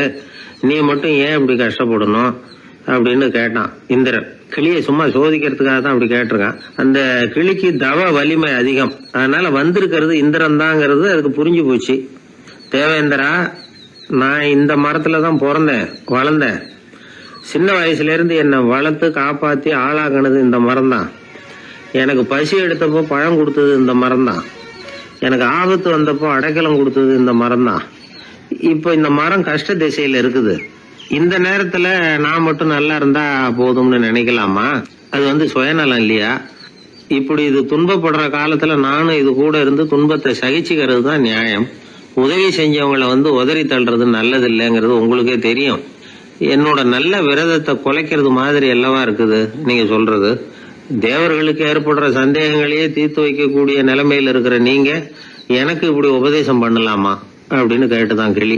இந்திரனுக்கு ரொம்ப மகிழ்ச்சி. இத கேட்டதும் கிளியே, நண்பர்கள்னா உன்ன மாதிரி இருக்கணும். பொதுவா ஒருத்தர் நல்லா இருக்கிறப்போ அவரை சுத்தி நிறைய பேர் இருப்பாங்க. அவர் கொஞ்சம் வீணா போயிட்டா அத்தனை பேரும் ஓடி போடுவாங்க. நீ அது மாதிரி இல்ல. சுகத்தையும் துக்கத்தையும் சமமா எடுத்துக்கிட்ட. உன்னை பாராட்டுறேன். உனக்கு விருப்பமான வரம் ஏதாவது கேளு தரேன் அப்படின்னாராம் இந்திரன். கிளி என்ன வரம் கேட்டது தெரியுமா? இந்த மரம் மறுபடியும் முன்னாடி இருந்தது மாதிரியே இலை பூ கனிகளோட செழிப்பா இருக்கணும் அப்படின்னு கேட்டுக்கிட்டுதான். அப்படியே தந்தேன்னாரு இந்திரன். அடுத்த வினாடியே மரம் முன்னாடி இருந்ததை விட செழிப்பா பூத்து குலுங்க ஆரம்பிச்சுட்டுது. அந்த கிளியும் ரொம்ப நாள் சந்தோஷமா வாழ்ந்துட்டு அதுக்கப்புறம் இந்திரலோகம் போய் சேர்ந்துதான். மகாபாரதத்துல பீஷ்மர் தர்மருக்கு இந்த கதையை சொல்றார். மற்றவர்கள் துன்பப்படுறப்போ இந்த கிளி மாதிரி எவன் பரிவு கொள்றானோ அவன் மேன்மை அடையறது நிச்சயம் அப்படின்னு அவர் சொல்றார். சரி, அந்த கதையை இந்த சமயத்துல எதுக்கு சொல்லணும் அப்படின்னா, வயசான காலத்துல அம்மா அப்பாவை கவனிக்காத பிள்ளைங்க காதல இது விழட்டுமேங்கிறதுக்காக தான். மற்றவங்க துன்பப்படுறப்போ பரிவு காட்டினாலே அந்த அளவுக்கு மேன்மை கிடைக்கும்னா பெத்தவங்க துன்பப்படுறப்போ பரிவு காட்டினா எந்த அளவுக்கு மேன்மைங்கிறத நினைச்சு பார்க்கணும். ஒரு வயசான அப்பா தன்னோட பிள்ளைய பத்தி ரொம்ப மெச்சுக்கிட்டார். என் புள்ளை எப்பவும் புத்திசாலித்தனமா குடும்பம் நடத்துறான், அவன் சம்சாரம் கோவிச்சுக்கிட்டு பிறந்த வீட்டுக்கு போற அளவுக்கு அவன் நடந்துகிட்டதே இல்லை அப்படின்னார். அப்படிங்களான்னு கேட்டோம் ஆச்சரியமா. ஆமாங்க, ஏன்னா இவனே அவங்க வீட்டுக்கு போய் வீட்டோட மாப்பிள்ளையா தங்கிக்கிட்டான் அப்படின்னார். இவெல்லாம் எந்த காலத்துல அப்பா அம்மாவை காப்பாத்துறது? ஒரு மனிதர் அவர் யாருக்கிட்டே தொலைபேசியில் பேசிகிட்டு இருக்கிறார். கொஞ்சம் தூரத்தில் நாம் நிற்கிறோம். எட்டத்தில் இருந்துக்கிட்டு அவரை கவனிக்கிறோம், அவர் ஃபோனில் பேசுகிறத. அவர் பேசுகிற வார்த்தைகள் என்ன அப்படிங்கிறது நம்ம காதில் விழலை. ஆனாலும் அவர் பேசிக்கிட்டு இருக்கிறது நல்ல செய்தியா கெட்ட செய்தியா அப்படிங்கிறத நம்மளால் யூகிக்க முடியும். மகிழ்ச்சியான செய்தியை பேசும்போது முகம் மலருது, புன்னகை பூக்குது. இதில் ஒன்று நீங்கள் கவனிக்கணும், தொலைபேசியில் நாம் பேசுகிறப்போ நம்மோட பேசுகிறவர் எதிரில் இல்லை. அவர் தொலைபேசி வழியாக நம்ம குரலை மட்டும்தான் கேட்க போகிறார், நம்ம முகத்தை அவர் பார்க்க போகிறதில்ல. அப்படி இருந்தும் அப்போ நம்ம முகம் ஏன் மலரணும் அப்படின்னா இதுதான் உடல் மொழி, பாடி லாங்குவேஜ் அப்படின்னு சொல்கிறாங்க. நம்ம அறியாமலேயே நம்ம உடம்பு செய்திகளை தெரிவிக்குது பாருங்க, அதுதான் உடல் மொழி. ஒரு மனிதர் தொலைபேசியில் பேசிக்கிட்டு இருக்கிறத நீங்கள் தூரத்தில் இருந்து கவனிச்சுக்கிட்டே அவர் நண்பரோட பேசுகிறாரா, மனைவியோட பேசுகிறாரா, குழந்தையோட பேசுகிறாரா, இல்லை மேல் அதிகாரிகிட்ட பேசுகிறாரா, அல்லது அவருக்கு கீழே பணிபுரிகிறவர்கள்கிட்ட பேசுகிறாரா அப்படிங்கிறத கண்டுபிடிக்கலாம். அதுக்கு காரணம் அவருடைய உடல் மொழி. இந்த உடல் மொழி கூட நம்ம வாழ்க்கையின் முன்னேற்றத்துக்கு பயன்படும். இதை பற்றியெல்லாம் கூட சில நிபுணர்கள் ஆராய்ச்சி பண்ணி பார்த்துருக்குறாங்க. அவங்க சில விவரங்களை சொல்கிறாங்க. குறிப்பாக ஒருத்தர் தன்னுடைய நாற்காலியில் கிட்டத்தட்ட படுத்துக்காத குறையாக உட்காந்துருக்கிறாருன்னு வச்சுக்கோங்க. எதிர இருக்கிறவர் பேசுறது அவருக்கு பிடிக்கலன்னு அர்த்தமா. தலையை சொரிஞ்சிக்கிறது, வேறு வேறு திசைகளில் பார்க்குறது, கொட்டாவி விடுறது, கால்களை மாற்றி போட்டு உட்கார்றது, களைப்பாக கை விரல்களை அப்படியே பின்னிக்கிறது, அடிக்கடி கடிகாரத்தை பார்க்குறது, இப்படிலாம் ஒருத்தர் பண்ணிக்கிட்டு இருக்கிறாருன்னா நாம் கூடிய சீக்கிரம் அந்த இடத்த விட்டு எழுந்திரிச்சு வந்துடுறது நல்லது. ஏன்னா இதெல்லாம் அவருடைய சலிப்பு, சோர்வு, ஆர்வமின்மை இதுக்கு அடையாளங்கள். நம்முடைய பேச்சு அவரை சலிப்படைய வச்சுட்டுதுன்னு அர்த்தம். அவர் ரொம்பவும் சோர்ந்து போயிட்டார்னு பொருள். நம்முடைய பேச்சில் அவருக்கு ஆர்வம் இல்லைன்னு அர்த்தம். அதே நேரத்தில் நாற்காலியின் நுனியில் அமர்ந்து உடலை முன்னுக்கு நகர்த்தி எதிர இருக்கிறவரின் கண்களை பார்த்துக்கிட்டே பேசினாலும் சரி அல்லது பேச்சை கேட்டாலும் சரி, உங்கள் பேரில் மற்றவங்களுக்கு உள்ள பிடிப்பு அதிகரிக்கும். நாம் எப்படிப்பட்டவருங்கிறத நம்ம உடம்பும் நடை உடை பாவனையும் அடுத்தவங்களுக்கு காட்டி கொடுத்துரும். உங்கள் உடம்பு, உங்கள் பார்வை, நடை, உட்கார்ற விதம், இதை வச்சுக்கிட்டே நீங்கள் பொறுப்புள்ளவரா, முரடரா, அலட்சியமானவரா, மரியாதை தெரிஞ்சவரா, அடக்கமானவரா, நம்பிக்கைக்கு உரியவரா, நாணயம் இல்லாதவரா, பயந்தவரா, திறமைசாலியா, அப்பாவியா அப்படிங்கிறதையெல்லாம் கண்டுபிடிச்சிடலாம். அதனால் இந்த உடல் மொழியை புரிஞ்சுக்கிட்டு நம்மளை கொஞ்சம் சரிப்படுத்திக்கிட்டோம்னா வாழ்க்கையில் சுலபமாக பல காரியங்களை சாதிக்க முடியும். ஒரு மனநல மருத்துவமனை, அங்கே ஒருத்தர் ஒரு நாற்காலியில் உட்காந்துக்கிட்டு கார் ஓட்டுறது மாதிரி அப்படி பாவனை பண்ணிகிட்டு இருந்தார். ஸ்டேரிங்கை திருப்புறது மாதிரி, பின்னாடி வர்ற வண்டியை நிற்க சொல்கிறது மாதிரி, அப்புறம் இவர் ஒதுங்கிக்கிட்டு அவருக்கு வழி விடுறது மாதிரி, இப்படிலாம் சேட்டைகள் பண்ணிக்கிட்டு இருந்தார் மனநல மருத்துவமனையில். இதை பார்த்துக்கிட்டு இருந்த ஒருத்தர் பக்கத்தில் இருந்த இன்னொருத்தர்கிட்ட கேட்டார், இவர் ஏன் இப்படி பண்ணுறாரு, இவருக்கு ஏன் அப்படி வந்தது நிலைமை அப்படின்னு சொல்லி அவர் விசாரித்தார். அப்போ அவர் விவரம் சொன்னார். வேற ஒன்றும் இல்லைங்க, இவருக்கு கார் ஓட்டணும்னு ஆசை ரொம்ப காலமாக, அது நிறைவேறாமல் போயிட்டுது. அதுக்கப்புறம் அவர் மனநோயாளியாக மாறிட்டார். இங்கே அழைச்சிட்டு வந்தாங்க. இங்கே அழைச்சிட்டு வந்ததுலேருந்து அப்படி தான் பண்ணிகிட்டு இருக்கிறார்.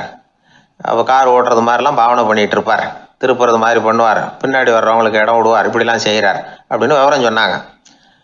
நீங்கள் சொல்லக்கூடாதா, இப்போ நீங்கள் கார் ஓட்டலை, வெறும் நாற்காலியில் தான் உட்காந்துருக்குறீங்க அப்படின்னு நீங்கள் சொல்லக்கூடாதா அவருக்கு அப்படின்னு கேட்டாங்க. அது முடியாதுங்க, ஏன்னா அந்த காரை கழுவுறதுக்காக அவர் தினமும் எனக்கு 10 ரூபா கொடுத்துக்கிட்டு இருக்கிறார் அப்படின்னாராம் அங்கே வேலை செஞ்சுக்கிட்டு இருந்த ஒருத்தர். அதனால் வாழ்க்கையில் நாம் இந்த உடல் மொழியை புரிஞ்சுக்கணும். உடல் மொழிங்கிறது இப்போ ஆரம்பத்தில் சொன்னது மாதிரி அந்த தொலைபேசியில் பேசுகிறவங்கள தூரத்திலேருந்து பார்த்தாவே அவர் யாருக்கிட்ட பேசுகிறார், என்ன பேசுகிறாருன்னு தெரியும்.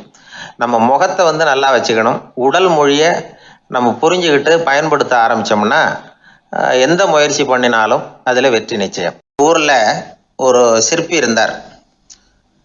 சிற்பின்னா அவர் ரொம்ப திறமையுள்ளவர். அதாவது எங்கேயாவது ஒரு கல் கிடந்தா போதும், அதை அப்படியே எடுத்துகிட்டு வருவார். கொஞ்ச நாள் கழித்து அவர் இடத்துக்கு போய் பார்த்தா அழகாக ஒரு சிற்பம் உட்காந்துருக்கும். இந்த கல்லாக கிடந்தது சிற்பமாக மாறி இருக்கும். அந்த அளவுக்கு பண்ணிவிடுவார் அப்பேற்பட்ட சிற்பி. எப்படிங்க அவ்வளவு மோசமான ஒரு கல்லில் இருந்து இவ்வளவு அழகாக ஒரு சிற்பத்தை உங்களால் வடிக்க முடிஞ்சுது அப்படின்னு கேட்டால், அது ஒன்றும் பெரிய விஷயம் இல்லைங்க. இந்த சிற்பம் ஏற்கனவே அந்த கல்லுக்குள்ளே இருந்தது.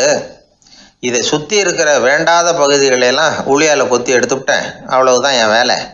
உடனே உள்ளே இருந்தது வெளியில் வந்துட்டுது அப்படிம்பார். அந்த அளவுக்கு திறமைசாலி.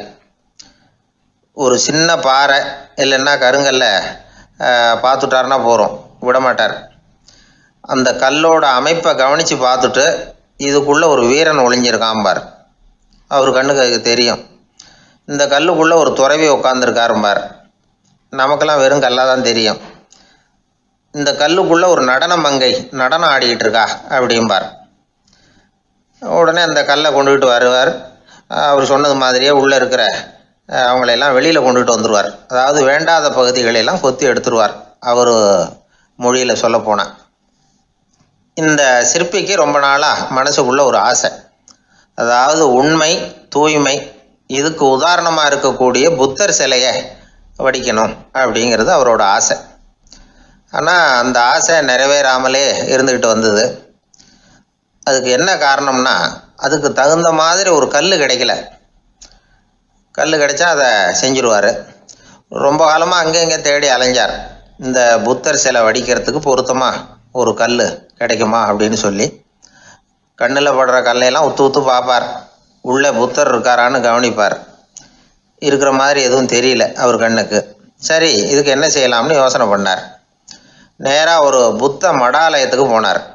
அங்கே இருக்கிற ஒரு புத்த துறவியை சந்தித்தார். அவர்கிட்ட விசாரித்தார், சுவாமி, புத்தரின் தூய்மை ஒளிஞ்சிருக்கிற அந்த கல் எங்கே கிடைக்கும் அப்படின்னார். அந்த கல் இருக்கிற இடம் எதுன்னு இன்னமும் உங்களுக்கு தெரியலையா அப்படின்னு கேட்டார் துறவி. இல்லைங்க, அதுக்காக தான் அலைஞ்சிக்கிட்டு இருக்கிறேன் அப்படின்னார் இவர். சரி, கவலைப்படாதீங்க, ஏன் கூட வாங்க காட்டுறேன் அப்படின்னு அழைச்சிட்டு போனார்.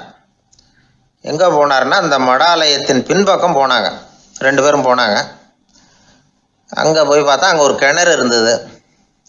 என்ன அது, நாம் கேட்டது கல், இவர் அழைச்சிட்டு வந்து காட்டுறது கிணறு அப்படின்னு இவருக்கு சந்தேகம். ஒரு மாதிரியாக பார்த்தார். அவர் சொன்னார், துறவி, எட்டி பாருங்க உள்ள அப்படின்னாரு.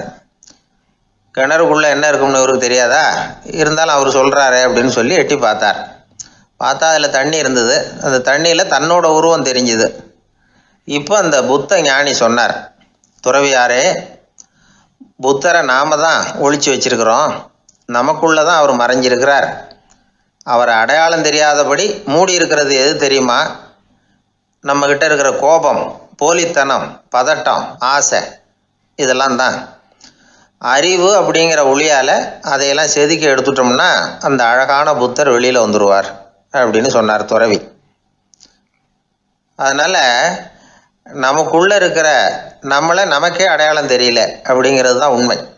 இந்த உண்மையான மனிதன் உள்ளே இருக்கிறான். இவர் கல்லை பார்த்துட்டு உள்ளே யார் இருக்காங்கிறது அவருக்கு தெரிஞ்சுது சிற்பிக்கு. ஆனால் உண்மையான புத்தர் எங்கே இருக்காருங்கிறத அவரால் அடையாளம் கண்டுபிடிக்க முடியல. அப்படி தான் பல பேர் இன்றைக்கி இருந்துக்கிட்டு இருக்கிறோம். ஒரு அப்பா தன்னுடைய பிள்ளைக்கு புத்தி சொன்னார், அதோ பார்ப்பா, மனசு தான் கல், அறிவு தான் உளி.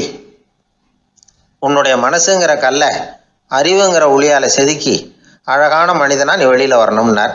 அதுக்காக தான்ப்பா தேடிக்கிட்டு இருக்கேன்னா அவன். மனசுங்கிற கல்லை தேடிக்கிட்டு இருக்கிறியா அப்படின்னு கேட்டார். இல்லைப்பா, அறிவுங்கிற ஒளி எங்கே இருக்குன்னு தெரியல எனக்கு, அதை தான் தேடிக்கிட்டு இருக்கிறேன் அப்படின்னு நானா. அதனால் அறிவை தேடிக்கிட்டு இருக்கிறவன் என்னைக்கு உண்மையை கண்டுபிடிக்க போகிறான், அதையே கண்டுபிடிக்க முடியலைங்கும் பொழுது. அதனால் நாம் யார் அப்படிங்கிறது நமக்கு அடையாளம் தெரியணும். அந்த அடையாளம் தெரிஞ்சுட்டா வாழ்க்கையில் வெற்றி நிச்சயம். ஒரு ஊரில் ஒரு ஆள் இருந்தான். அவனுக்கும் அவன் மனைவிக்கும் சண்டை. இவன் கோவிச்சுக்கிட்டு வீட்டை விட்டு வெளியில் வந்துட்டான். நேராக தன்னுடைய நண்பன் ஒருத்தனை தேடிட்டு போனான். அந்த நண்பன் எப்படின்னா, எதுக்கும் அசர மாட்டான், எப்பவும் மகிழ்ச்சியாக இருப்பான். அவங்ககிட்ட போய் இவன் யோசனை கேட்டான். அது சரி, நீ எப்படி எப்பவும் மகிழ்ச்சியாக இருக்கிற, என்னால் அப்படி இருக்க முடியலையே அப்படின்னு கேட்டான். என்ன நடந்தது சொல்லுன்னா அவன். வீட்டில் எனக்கும் என் மனைவிக்கும் தகராறு, நிம்மதி இல்லை, அதுதான் இங்கே வந்தேன், உங்ககிட்ட யோசனை கேட்கலாமேன்னு அப்படின்னு விவரத்தை சொன்னான். அதை கேட்டுவிட்டு அதுக்கப்புறமா இவன் சொன்னான், இந்த பாருப்பா, இது ஒன்றும் பெரிய விஷயம் இல்லை, எனக்கு 2 மனைவிகள், 2 வீடு. ஒரு வீட்டில் சண்டை வந்துட்டுதுன்னா நேராக இன்னொரு வீட்டுக்கு வந்துடுவேன், இங்கே சண்டை வந்துட்டுதுன்னா நேராக அங்கே போயிடுவேன். 2 குடும்பம் இருக்கிறதுனால இப்படி ஒரு வசதி, இதுதான் என்னுடைய மகிழ்ச்சியின் ரகசியம் அப்படின்னு நானா. ஓ அப்படியா விஷயம், இப்போ புரிஞ்சுக்கிட்டேன், உன்னுடைய யோசனைக்கு ரொம்ப நன்றி அப்படின்னு சொல்லிவிட்டு அவன் திரும்பி வந்துட்டான். அங்கே எங்கே தேடினான். ஒரு வாரத்துக்குள்ளே இன்னொரு பொண்ணை தேடி கண்டுபிடிச்சி கல்யாணம் பண்ணிட்டான். இப்போ இவனுக்கும் 2 வீடு ஆயிட்டுது. அதுக்கப்புறம் என்னாச்சு தெரியுமா, இவன் 2வதா கல்யாணம் பண்ணிக்கிட்டு வந்தானே, இந்த செய்தி முதல் மனைவிக்கு தெரிஞ்சு போச்சு. போனான், அது கழுத்தை பிடிச்சி வெளில தள்ளி விட்டு கதவை சாத்தி விட்டுது. இனிமேல் இந்த பக்கம் வராத, எனக்கு தெரியாமல் எப்படி நீ இன்னொரு கல்யாணம் பண்ண அப்படின்னு சொல்லி அடித்து விரட்டி விட்டுது. இவன் அதனால் என்ன பரவாயில்லன்னு 2வது மனைவி வீட்டுக்கு போனான். அங்கே பார்த்து, நீ எனக்கு கல்யாணம் பண்ணுறதுக்கு முன்னாடி ஏற்கனவே உனக்கு கல்யாணம் ஆச்சுங்கிற விஷயத்த ஏன் என்கிட்ட சொல்லலை அப்படின்னு சொல்லி அதுவும் கழுத்தை பிடிச்சி வெளில தள்ளி விட்டுது. இவன் வீதிக்கு வந்துட்டான். இங்கேயும் போக முடியல, அங்கேயும் போக முடியல. என்ன இது, அவன் சொல்லி கொடுத்த யோசனை ஒன்றும் சரியாக வரலையே அப்படின்னு யோசனை பண்ணிக்கிட்டே நடந்தான். வழியில் ஒரு பாழடைஞ்ச மண்டபம். சரி, இன்னைக்கு ராத்திரி இங்கேயே படுத்துருவோம், வேற எங்கேயும் போய் படுத்துவங்க முடியாது, அதான் 2 பேரும் விரட்டி விட்டாங்களே, என்ன பண்ணுறது அப்படின்னு சொல்லி அந்த மண்டபத்தில் போய் ஒரு தூணில் ஓரமாக சாஞ்சி உக்காந்தான். அப்போ எதிர்த்தாப்புல இன்னொரு தூண் ஓரமாக யாரோ அசைகிறது மாதிரி தெரிஞ்சுது, லேசான இருட்டில். யாரப்பா அது அப்படின்னு கிட்ட போய் பார்க்குறான். அப்புறம் தான் தெரியுது, அவன் யார் தெரியுமா, இவனுக்கு யோசனை சொன்னான்ல 2 கல்யாணம் பண்ணிக்கணும்னு சொல்லி, அவன் அங்கே படுத்து கிடக்குறான். டேய் நீ எப்படிறா இங்கே வந்த அப்படின்னா, 2 வீட்லேயும் சண்டை வந்துட்டுது, அதுதான் இங்கே வந்தேன், படுத்து தூங்கலாமேன்னு அப்படின்னா. 2 வீடு இருக்கிறது சௌரியம்னு என்கிட்ட சொன்னியப்பா அப்படின்னா இவன். நான் அப்படி சொன்னதுக்கு ஒரு காரணம் உண்டுன்னா அவன். என்னடா காரணம்னு கேட்டான். அது வேற ஒன்றும் இல்லை, தினமும் ராத்திரி இல்லை இந்த மண்டபத்தில் தனியாக படுக்கிறதுக்கு எனக்கு பயமாக இருந்தது, எனக்கு ஒரு துணை தேவைப்பட்டது, அதுக்காக தான் உங்ககிட்ட அப்படி ஒரு யோசனை சொன்னேன்.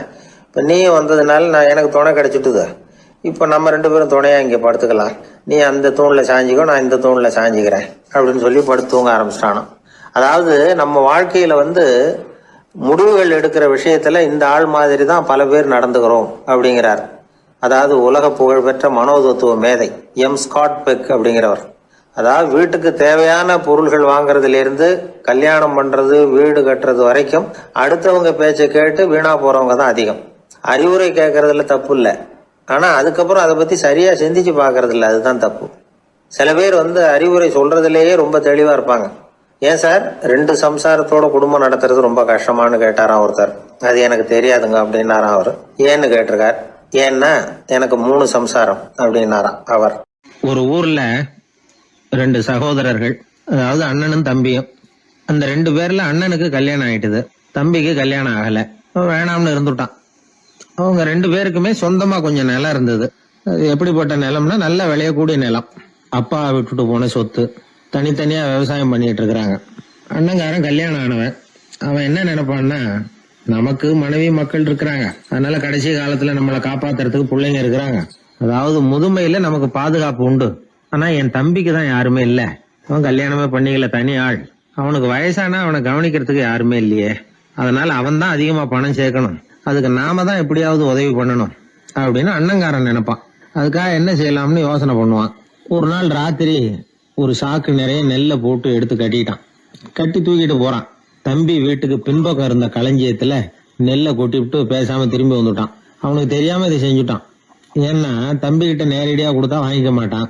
அதனால இப்படி ரகசியமா போய் அவனுக்கு தெரியாமலே அவன் வீட்டு களஞ்சியத்துல தானியத்தை கொட்டி விட்டு திரும்பி வந்துட்டான். இதே மாதிரி அடிக்கடி பண்ணிட்டு இருக்கிறான் அவனுக்கு தெரியாம.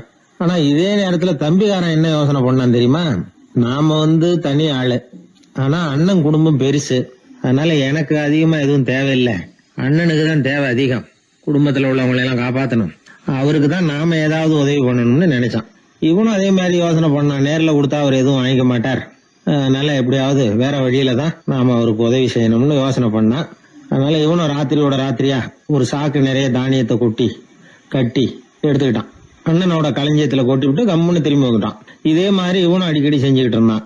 அதாவது அண்ணன் நல்லா இருக்கணுமேன்னு நினைச்சு தம்பிக்காரன் கொண்டாந்து தானியத்தை கொட்டுறான், தம்பி நல்லா இருக்கணுமேன்னு நினைச்சு அண்ணங்காரன் கொண்டாந்து தானியத்தை கொட்டுறான்.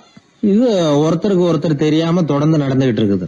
ஒரு நாள் என்னாச்சு தெரியுமா, நடு ராத்திரி அண்ணங்காரன் எழுந்திரிச்சான். வழக்கம் போல நெல்லு மூட்டையை தூக்கிட்டு தம்பி வீட்டுக்கு போறான். அதே நேரம் தம்பியும் எழுந்திரிச்சான். நெல்லு மூட்டையை தூக்கிட்டு அண்ணன் வீட்டுக்கு போறான். 2 தெருவும் சந்திக்கிற ஒரு இடத்துல 2 பேரும் மோதிக்கிட்டாங்க. அதுக்கப்புறம் தான் நிமிந்து பாக்குறாங்க யாருன்னு. அடடே தம்பி நீயா அண்ணா அவன், ஆமா அண்ணே நீங்களா அண்ணா இவன். ரொம்ப காலமா ரகசியமா நடந்துகிட்டு இருந்தது என்னங்கிற விஷயம் அப்பதான் அந்த இடத்துல 2 பேருக்குமே புரிஞ்சுது. இது நடந்து ரொம்ப காலம் கழிச்சு அந்த ஊர்ல கோயில் கட்டுறதுக்கு ஒரு இடம் தேடினாங்களாம். ஒரு புனிதமான இடம் தேவை, நம்ம ஊர்ல அப்படிப்பட்ட இடம் எதுன்னு எல்லாரும் யோசனை பண்ணாங்களாம். எல்லாரும் ஒரு மனதா முடிவு பண்ண இடம் எது தெரியுமா? அந்த அண்ணனும் தம்பியும் நடு ராத்திரியில சந்திச்சுக்கிட்ட அந்த இடம் தான். அதுதான் புனிதமான இடம் அப்படின்னு முடிவு பண்ணாங்க. அந்த இடத்துலதான் கோயிலையும் கட்டினாங்களாம். கடவுளை வணங்குகிறவர் வணங்காதவர் அப்படிங்கிற அடிப்படையில சமயத்தை கண்டறிவதில்லை. அன்பு செலுத்துகிறவர் செலுத்தாதவர் அப்படிங்கிற 2 வகையினரில் தான் சமயம் கண்டறியப்படுகிறது அப்படிங்கிறது பெரியவர்கள் கருத்து. இந்த காலத்துல எல்லாம் சகோதர பாசம் இப்படியா இருக்குது. ஒருத்தன் சொன்னான், எங்க வீட்டுல பங்கு பிரிச்சு போ, எனக்கு எதுவுமே வேணாம், எல்லாத்தையும் எங்க அண்ணன்கிட்டயே கொடுத்துருங்கன்னு சொல்லிவிட்டேன் அப்படின்னா ரொம்ப பெருமையா. பரவாயில்லையே, உங்க அப்பா விட்டுட்டு போனது எவ்வளவு இருக்கும்னு. அது என்ன சுமாரா ஒரு 50,000 இருக்கும்னா. என்ன சொத்தான்னு கேட்டேன். இல்லைங்க கடன் அப்படின்னா. அதனாலதான் கடன் இருக்குங்கிறதுனாலதான் அண்ணன்கிட்டயே கொடுத்துருங்க அப்படின்னு தாராளமா சொல்லிவிட்டு வந்திருக்கிறான். இப்படி இருக்குது சகோதர பாசம். ஆனா பாசம்ங்கிறது ரொம்ப உயர்வானது. அது அண்ணன் தம்பிகள் எப்படி இருக்கணும் அப்படிங்கறதுக்கு அந்த அபூர்வ சகோதரர்கள் ஒரு உதாரணம். குடும்பத்துல மற்றவர்கள்ட்ட நேசத்தோடையும் பாசத்தோடையும் பழகினாதான் வாழ்க்கை இனிமையா அமையும். கல்யாணத்துக்கு போயிருந்தியே எப்படி இருந்ததுன்னு கேட்டார் ஒருத்தர். எப்படி இருந்தது? சாப்பாடு சரியில்லை, சாம்பார்ல உப்பு பத்தல, இப்படி அடுக்கிக்கிட்டே போனார் அடுத்தவர். இது ஒரு மனித சுபாவம். எப்பவுமே எதிர்மறையான செய்திகளை பேசுறதுலதான் மனிதனுக்கு ஆர்வம் அதிகம். எது சரியில்லைங்கிறத சொல்றதுக்கு தான் அவன் ஆசைப்படுறான். எது சரியா இருந்ததுங்கிறத சொல்றதுக்கு அவன் ஆசைப்படுறது இல்ல. இப்ப எல்லாரும் சொல்லுவாங்களே, ஒரு பெரிய வெள்ளைத்தாள்ல நடுவுல ஒரு சின்ன கருப்பு புள்ளிய வைங்க, அத ஒருத்தர்கிட்ட காட்டி இது என்னன்னு கேட்டா கருப்பு புள்ளின்னு தான் சொல்லுவார். ஒரு சின்ன கருப்பு புள்ளியத்தான் அவர் கவனிக்கிறார். அந்த புள்ளிய சுற்றி இருக்கிற விசாலமான வெள்ளை பகுதியை அவர் கவனிக்கிறது இல்ல. இது மனித இயல்பு. ஒரு கண்ணாடி முன்னாடி போய் நிக்கிறோம், முகத்தை பாக்குறோம், கொஞ்சம் யோசனை பண்ணி பாருங்க. முகத்துல நமக்கு பிடிக்காத பகுதியை தான் முதல்ல கவனிப்போம்.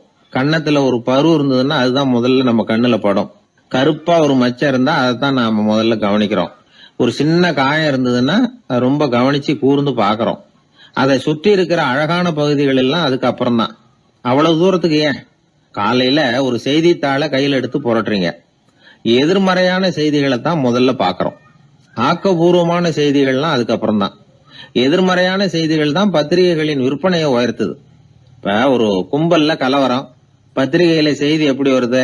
கலவரத்துல 10 பேர் உயிரிழந்தார்கள் அப்படின்னு தான் வரும். அந்த கலவரத்துல 918 பேர் உயிரோடு திரும்பி போனார்கள் அப்படின்னு போடுறது இல்ல. எத்தனை பேர் இறந்து போனாங்க அப்படிங்கிறது தான் பத்திரிகைக்கு முக்கியம். ஏன்னா மனித மனம் அதை தான் கவனிக்குது. பாதகமான செய்திகளே பத்திரிகைகள்ல அதிகமா வருது, எதிர்மறையான செய்திகளுக்கு தான் அதிக முக்கியத்துவம் கொடுக்கப்படுது. இதனால என்ன ஆகுது தெரியுமா? இந்த உலகத்துல எங்க பார்த்தாலும் கொலையும் கொள்ளையும் விபத்தும் உயிரிழப்பும் தான் நடந்துகிட்டு இருக்கு அப்படிங்கறது மாதிரி ஒரு பிரமை. இந்த உலகத்துல மகிழ்ச்சிகளை எல்லாம் நாம மறந்துடுறோம். வாழ்வின் வெளிச்சங்களை எல்லாம் நாம இழந்துடுறோம். இன்னைக்கு விமான விபத்துல 214 பேர் உயிரிழந்தார்கள் அப்படிங்கிறது எதிர்மறையான செய்தி. இன்று விமானம் மூலமாக 2 லட்சம் பேர் சௌக்கியமாக பயணம் செய்தார்கள் அப்படிங்கிறது நேரடியான செய்தி. ஆனாலும் செத்ததுதான் செய்தியா வரும். சௌக்கியமா போனவங்களை பத்தி வெளியில தெரியாது. வாழ்க்கையின் சாதகமான அம்சங்கள்ல கவனம் செலுத்துறதுக்கு நாம கத்துக்கணும். இந்த உலகத்துல நாம மகிழ்ச்சியா இருக்கிறதுக்கு எவ்வளவோ விஷயங்கள் உண்டு. அதெல்லாம் கவனிச்சு பாக்குறதுக்கு நாம கத்துக்கணும். ஒரு நாள் பூராவும் நல்லா நடந்துகிட்டு இருப்பீங்க, ஏதோ ஒரு நேரத்துல வாழைப்பழத்தோல்ல காலை வச்சிருப்பீங்க, வழிக்கு விழுந்துட்டீங்க. வழிக்கு விழுந்ததுதான் நமக்கு பெருசா தெரியும். நாலு பூரா நாம நல்லா நடந்துகிட்டு இருந்தோமே அப்படிங்கறது தெரியாது பெருசா. நமது பலம் என்னங்கறதுலதான் அதிக கவனம் தேவை. தோல்வி மனப்பான்மை இது நெகட்டிவ் ஆட்டிடியூட்ஸ். தாழ்வு மனப்பான்மை நெகட்டிவ் செல்ஃப் இமேஜ். எதிர்மறையாவே நினைக்கிறது பேசுறது அப்படிங்கிற குணத்தை மாத்திக்காதவன் எந்த காலத்திலயும் முன்னேற முடியாது. அப்படிப்பட்டவன் வெற்றிகரமான மனிதனும் கிடையாது. ஆகையினால வாழ்க்கையில வெற்றி பெற விரும்புகிறவர்கள் எதிர்மறை மனோபாவத்தை மாற்றிக்கொள்ளுங்கள். நெகட்டிவ் விஷயங்கள்ல இருந்து உங்க கவனத்தை திருப்புங்க. பாசிட்டிவ் விஷயங்கள்ல கவனத்தை செலுத்துங்கள். ஒரே விஷயத்த கூட சில பேர் பாசிட்டிவா எடுத்துக்குவாங்க, சில பேர் நெகட்டிவா எடுத்துக்குவாங்க. ஒரு சத்திரத்துல 2 சாமியார்கள் சந்திச்சுக்கிட்டாங்களாம். தங்களுடைய சொந்த கதைகளை அவங்க பேசிக்கிட்டாங்க. ஒரு சாமியார் சொன்னார், எனக்கு சம்சாரம் இல்ல, அதனாலதான் நான் சாமியார் ஆயிட்டேன் அப்படின்னாரு. இன்னொருத்தர் சொன்னாரு, எனக்கு சம்சாரம் இருக்கா, அதனால நான் சாமியார் ஆயிட்டேன் அப்படின்னார். அதனால வாழ்க்கைய அவரவர்கள் பார்க்கிற பார்வை வேற வேற மாதிரி. எதையும் எதிர்மறையா எடுத்துக்கப்படாது, ஆக்கப்பூர்வமா எடுத்துக்கணும். அப்படிங்கறத புரிஞ்சுக்கிட்டோம்னா நம்ம வாழ்க்கையில வெற்றி நிச்சயம். நான் கணக்குல ரொம்ப வீக்கு சார் அப்படின்னு சொல்லிக்கிறதுல நம்மள பல பேர் வெக்கப்படுறதில்ல. நம்ம மூளை கணக்கு போட எப்பவும் தயாரா தான் இருக்குது. ஆனா அதை நாம சரியா உபயோகப்படுத்துறது இல்ல. அதுதான் விஷயம். கம்ப்யூட்டர் வந்த பிறகு இன்னமும் சௌகரியமா போச்சு. கணக்கு போடுற வேலையெல்லாம் அதுகிட்ட ஒப்படைச்சிட்டோம். கம்ப்யூட்டரை விட வேகமா மனுஷனால கணக்கு போட முடியுமா அப்படின்னா முடியுமா. ஆனா முடியும்னு நிரூபிச்சு காட்டினவங்க இந்த உலகத்துல ஒரு 10-20 பேர் தான். ஒரு பென்சிலோ காகிதமோ இல்லாம 17 இலக்க எண்களை கூட கூட்டி கழிச்சு பெருக்கி வகுக்கிறாங்க. நீங்க பிறந்ததுல இருந்து இந்த வினாடி வரைக்கும் எவ்வளவு காலம் ஆயிருக்குது அப்படின்னு கேட்டா அதை நொடிகள்ல சொல்றாங்க. ஒரு புஸ்தகத்தை கொடுத்து படிக்க சொல்லி அதுல மொத்தம் எத்தனை எழுத்து இருக்குது அப்படின்னு கேட்டா கரெக்டா சொல்லி விடுறாங்க. இப்படிப்பட்ட திறமைசாலிகள் இந்த உலகத்துல இருக்கதான் செய்யறாங்க. அது சரி, அவங்களால மட்டும் அது எப்படி முடியுது? இதுக்கு சரியான விளக்கத்தை இதுவரைக்கும் யாரும் சொல்லல. இந்த கணக்கு புலிகள், கணித மேதைகள் எப்படி அவ்வளவு பெரிய கணக்கெல்லாம் போடுறாங்கன்னு கேட்டா அதுக்கு யாராலையும் சரியான விளக்கம் கொடுக்க முடியல. ஆனா அவங்க எல்லாம் கொஞ்சம் கூட அலட்டிக்காம கணக்கு போட்டு சொல்லி விடுறாங்க. இவ்வளவுக்கும் அவங்க கணக்கு கல்வியை முறையா கத்துக்கிட்டவங்களா அப்படின்னு கேட்டா அதுவும் கிடையாது. சோவியத் ஆய்வாளர் ஒருத்தர் முதல் தடவையா இது சம்பந்தமா ஆச்சரியமான ஒரு முடிவை சொல்லி இருக்கிறார். அவர் என்ன சொல்றாருன்னா, கம்ப்யூட்டர்களையே தோக்கடிக்கக்கூடிய வேகத்துல கணக்கு போடுகிற திறமையுள்ள மூளை இயற்கையிலேயே சில பேருக்கு மட்டும்தான் இருக்குங்கிறது சரியில்லை. இந்த உலகத்துல பிறந்த எல்லாருடைய மூளைக்குள்ளேயும் ஒரு கம்ப்யூட்டர் மூளை இருக்குது அப்படிங்கிறார் அவர். நம்ம கிட்ட இருக்கிற சாதாரண மூளைக்கு அபாரமான திறமை இருக்குதான். இப்போ உதாரணத்துக்கு, ஒரு மாமரத்துல உச்சி கிளையில ஒரு நல்ல மாங்காயை பாக்குறோம். ஒரு கல்லை எடுத்து குறி பார்த்து வீசுறோம். ஒரு தடவை இல்லைன்னா கூட இன்னொரு தடவை கரெக்டா பார்த்து அடிச்சு விடுறோம். மாங்காய் கைக்கு வந்துடுது. இது சாதாரணமா எல்லாரும் செய்யக்கூடிய ஒரு காரியம். இதுல கவனிக்க வேண்டியது என்னன்னா, கண் அமைக்கிற நேரத்துக்குள்ள மனுஷ மூளை அந்த கல்லோட எடை, மாங்காய் இருக்கக்கூடிய உயரம், தூரம், எரிய வேண்டிய விசையின் அளவு, வேகம் எல்லாத்தையும் கணக்கு போட்டு சொல்லிவிடுது. அதுக்கப்புறம் தான் கல்லை வீசுறோம். நம்ம அறியாமலேயே நமக்குள்ள நடக்கிற ஒரு அதிசயம் இது. மனுஷன் படைச்ச கம்ப்யூட்டரால இவ்வளவு சிக்கல் நிறைந்த விஷயத்தை இவ்வளவு சீக்கிரத்துல கணக்கு போட முடியாதான். அதனாலதான் மனித மூளைக்குள்ள ஒரு கம்ப்யூட்டர் மூளை, அதாவது கணக்கு போடுகிற மூளை இருக்குது, அது இயங்குது அப்படிங்கறத அதுல இருந்து புரிஞ்சுக்க முடியும்னு சொல்றாங்க. இத உயிர் கம்ப்யூட்டர் அப்படின்னு சொல்லலாமா, பயோ கம்ப்யூட்டர். இயற்கை என்ன பண்ணிருக்குதுன்னா, இந்த உயிர் கம்ப்யூட்டர் விசைய அணைச்சு விட்டு உணர்வு மூளையின் செயல்பாட்டை திறந்து விட்டுருக்கு. அதனால உணர்வு மூளையை உபயோகிக்கிற மனுஷன் தன்னுடைய இயற்கை திறமையை மறந்துட்டு தானே வளர்த்துக்கிட்ட திறமையின் மூலமா சிந்திக்க ஆரம்பிச்சான். இந்த இயற்கையின் உயிர் கம்ப்யூட்டர் விசை அணைக்கப்படாம சில பேருக்கு இருந்துருது. அவங்கதான் கணித மேதைகள். அவங்களுக்கெல்லாம் உயிர் கம்ப்யூட்டருக்கும் உணர்வு மூளைக்கும் தொடர்பு ஏற்பட்டிருக்கு.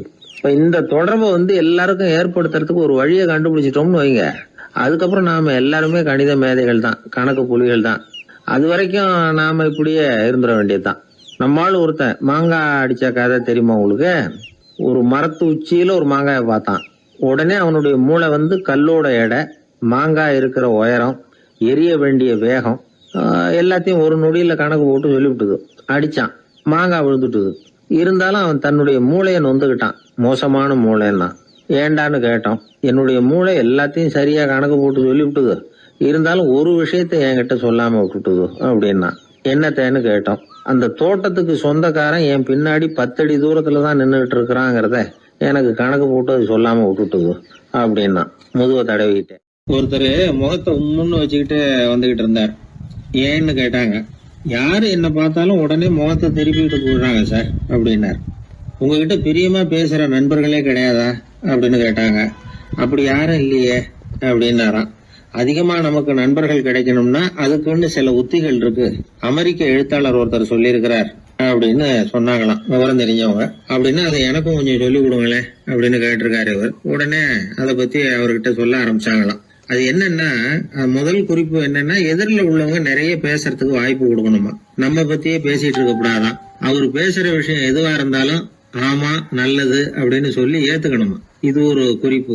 2வது குறிப்பு என்னன்னா, கூடுமான வரைக்கும் யாருகிட்டயும் அனாவசியமா வாதம் பண்ணிட்டு இருக்க கூடாது. மூணாவது குறிப்பு என்னன்னா, எந்த பிரச்சனையையும் அடுத்தவங்க கண்ணோட்டத்திலேயே பார்க்கணும், நம்ம கண்ணோட்டத்திலேயே பார்த்துட்டு இருக்க கூடாது. எப்பவுமே அடுத்தவங்க மனோபாவத்தை நாம புரிஞ்சு வச்சிருந்தோம்னா நம்மள யாராலையும் ஜெயிக்க முடியாது.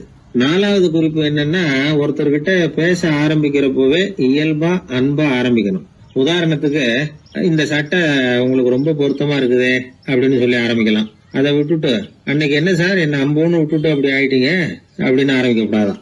இதெல்லாம் விவரம் தெரிஞ்சவங்க சொல்லி கொடுத்திருக்கிற குறிப்புகள். அஞ்சாவது விஷயம் என்னன்னா, நம்ம தவறுகளை தயக்கம் இல்லாம ஒத்துக்கணும், அதுக்காக கூச்சப்படக்கூடாது. ஆறாவது குறிப்பு, அடுத்தவங்க கருத்துக்கு மதிப்பு கொடுக்கணும். நீங்க சொல்றது தப்பு சார் அப்படின்னு முகத்துல அடிச்சா அப்படி பேசக்கூடாது. ஏழாவது விஷயம் என்னன்னா, சில பேர் எப்ப பார்த்தாலும் சவால் விட்டுக்கிட்டே இருப்பாங்க. அனாவசியமான சவால் சில பேரால தவிர்க்க முடியாது, அப்படி விடப்படாதான். எட்டாவது கருத்து, நம்ம கருத்து என்னவோ அதை எதிராளியின் வாயிலிருந்து வரவழைக்கணும். அப்படி வரவழைக்கிறதுக்கு முயற்சி பண்ணணும். இது ஒரு முக்கியமான கருத்து. அப்புறம் ஒன்பதாவது குறிப்பு என்னன்னா, நம்ம யோசனைய புதிய முறையில சொல்லி பார்க்கலாம். அடுத்தவங்க சொல்ற யோசனையை ஏத்துக்கணும்.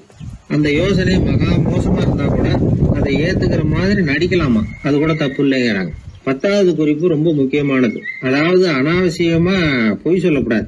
அப்படி எப்பவாவது பொய் சொல்ல வேண்டிய அவசியம் வந்துட்டுதுன்னு வைங்க, பெரிய பொய்யா சொல்லி பண்ணுமா, அதை நம்பும்படியா சொல்லணுமா. சில சமயம் தேவைப்பட்டா பொய்ய உண்மையா கூட மாத்திக்கலாமா. அது எப்படி பொய்ய உண்மையா மாத்திக்கிறது அப்படின்னா, இப்ப எனக்கு கார் ஓட்ட தெரியும்னு நண்பர்கள் கிட்ட பொய் சொல்லியாச்சு. நண்பர்கள் நிஜமாவே ஒரு காரை கொடுத்து ஓட்டுன்னு சொல்றதுக்கு முன்னாடி ஏதாவது ஒரு டிரைவிங் ஸ்கூல்ல சேர்ந்து கார் ஓட்டுறதுக்கே கத்துக்கிறது. இது ஒரு உதாரணம். இது மாதிரி பொய்ய உண்மையாக்கக்கூடிய சில உத்திகள் உண்டு. அதனால சில பிரச்சனைகளை தீர்த்தர முடியுமா. அப்புறம் 11வது குறிப்பு என்னன்னா, உயர்ந்த நோக்கங்களை மட்டும் வெளியில பேசணும். உள் மனசு எவ்வளவு ஒட்டடை படிஞ்சு கிடந்தாலும் பரவாயில்ல, அதை பத்தி பேச வேண்டியதில்லை. 12வது குறிப்பு சொல்றாங்க, சிறந்த நல்ல நண்பர்களை தேடிதான் பெற வேண்டியிருக்கும், அவ்வளவு சுலபமா கிடைச்சிட மாட்டாங்க அப்படின்னு சொல்றாங்க. இவ்வளவு குறிப்புகளும் அமெரிக்க நிபுணர் ஒருத்தர் சொல்லி வச்சிருக்கிறார். இப்படி எல்லாம் நடந்துகிட்டா நமக்கு நல்ல நண்பர்கள் கிடைப்பாங்களாம். முயற்சி பண்ணி பார்க்கணும். இந்த காலத்துல எல்லாம் எத்தனையோ விதமான நண்பர்கள் உண்டு. ஒருத்தர் ரொம்ப கவலையோட நின்னுகிட்டு இருந்தார், கண்ணு கலங்கி இருந்தது. ஏன் இப்படி கவலையோட நின்னுகிட்டு இருக்கிறீங்க அப்படின்னு கேட்டோம். என்னுடைய நண்பன் ஒருத்தன் ஒரு நாள் கோபத்துல என்னை பார்த்து சொல்லிவிட்டான், உன்னோட ஒரு வருஷத்துக்கு பேச மாட்டேன் போ அப்படின்னு சபதம் போட்டுட்டான் அப்படின்னார். அதுக்காகவா இப்படி கவலைப்பட்டுக்கிட்டு கண் கலங்கி நிக்கிறீங்க அப்படின்னு கேட்டோம். இதுக்கு அவரு சொன்னார், நான் அதுக்காக கவலைப்படல சார், அந்த ஒரு வருஷ கெடு என்னையோட முடியுது, அதை நினைச்சுதான் கவலைப்படுறேன், கண்ணீர் விடுறேன் அப்படின்னாராம் சோகமா. ஒருத்தர் ரொம்ப கவலையோட வந்தார். ஏன் இப்படி ஒரு மாதிரியா வர்றீங்க அப்படின்னு கேட்டேன். அவர் என்ன நிமிர்ந்து பார்த்தார். என்னை பார்த்து ஒருத்தன் பைத்தியம்னு சொல்லிவிட்டான் சார், அவன் அப்படி சொன்னதுக்கு அப்புறம் தான் நான் இப்படி ஆயிட்டேன்னாரு. அதுக்காக நீங்க பெருமைப்படுங்க, வருத்தப்படாதீங்கன்னு. அவருக்கு ஒன்னும் புரியல. அவர் என்ன ஒரு மாதிரியா பார்க்க ஆரம்பிச்சுட்டார்.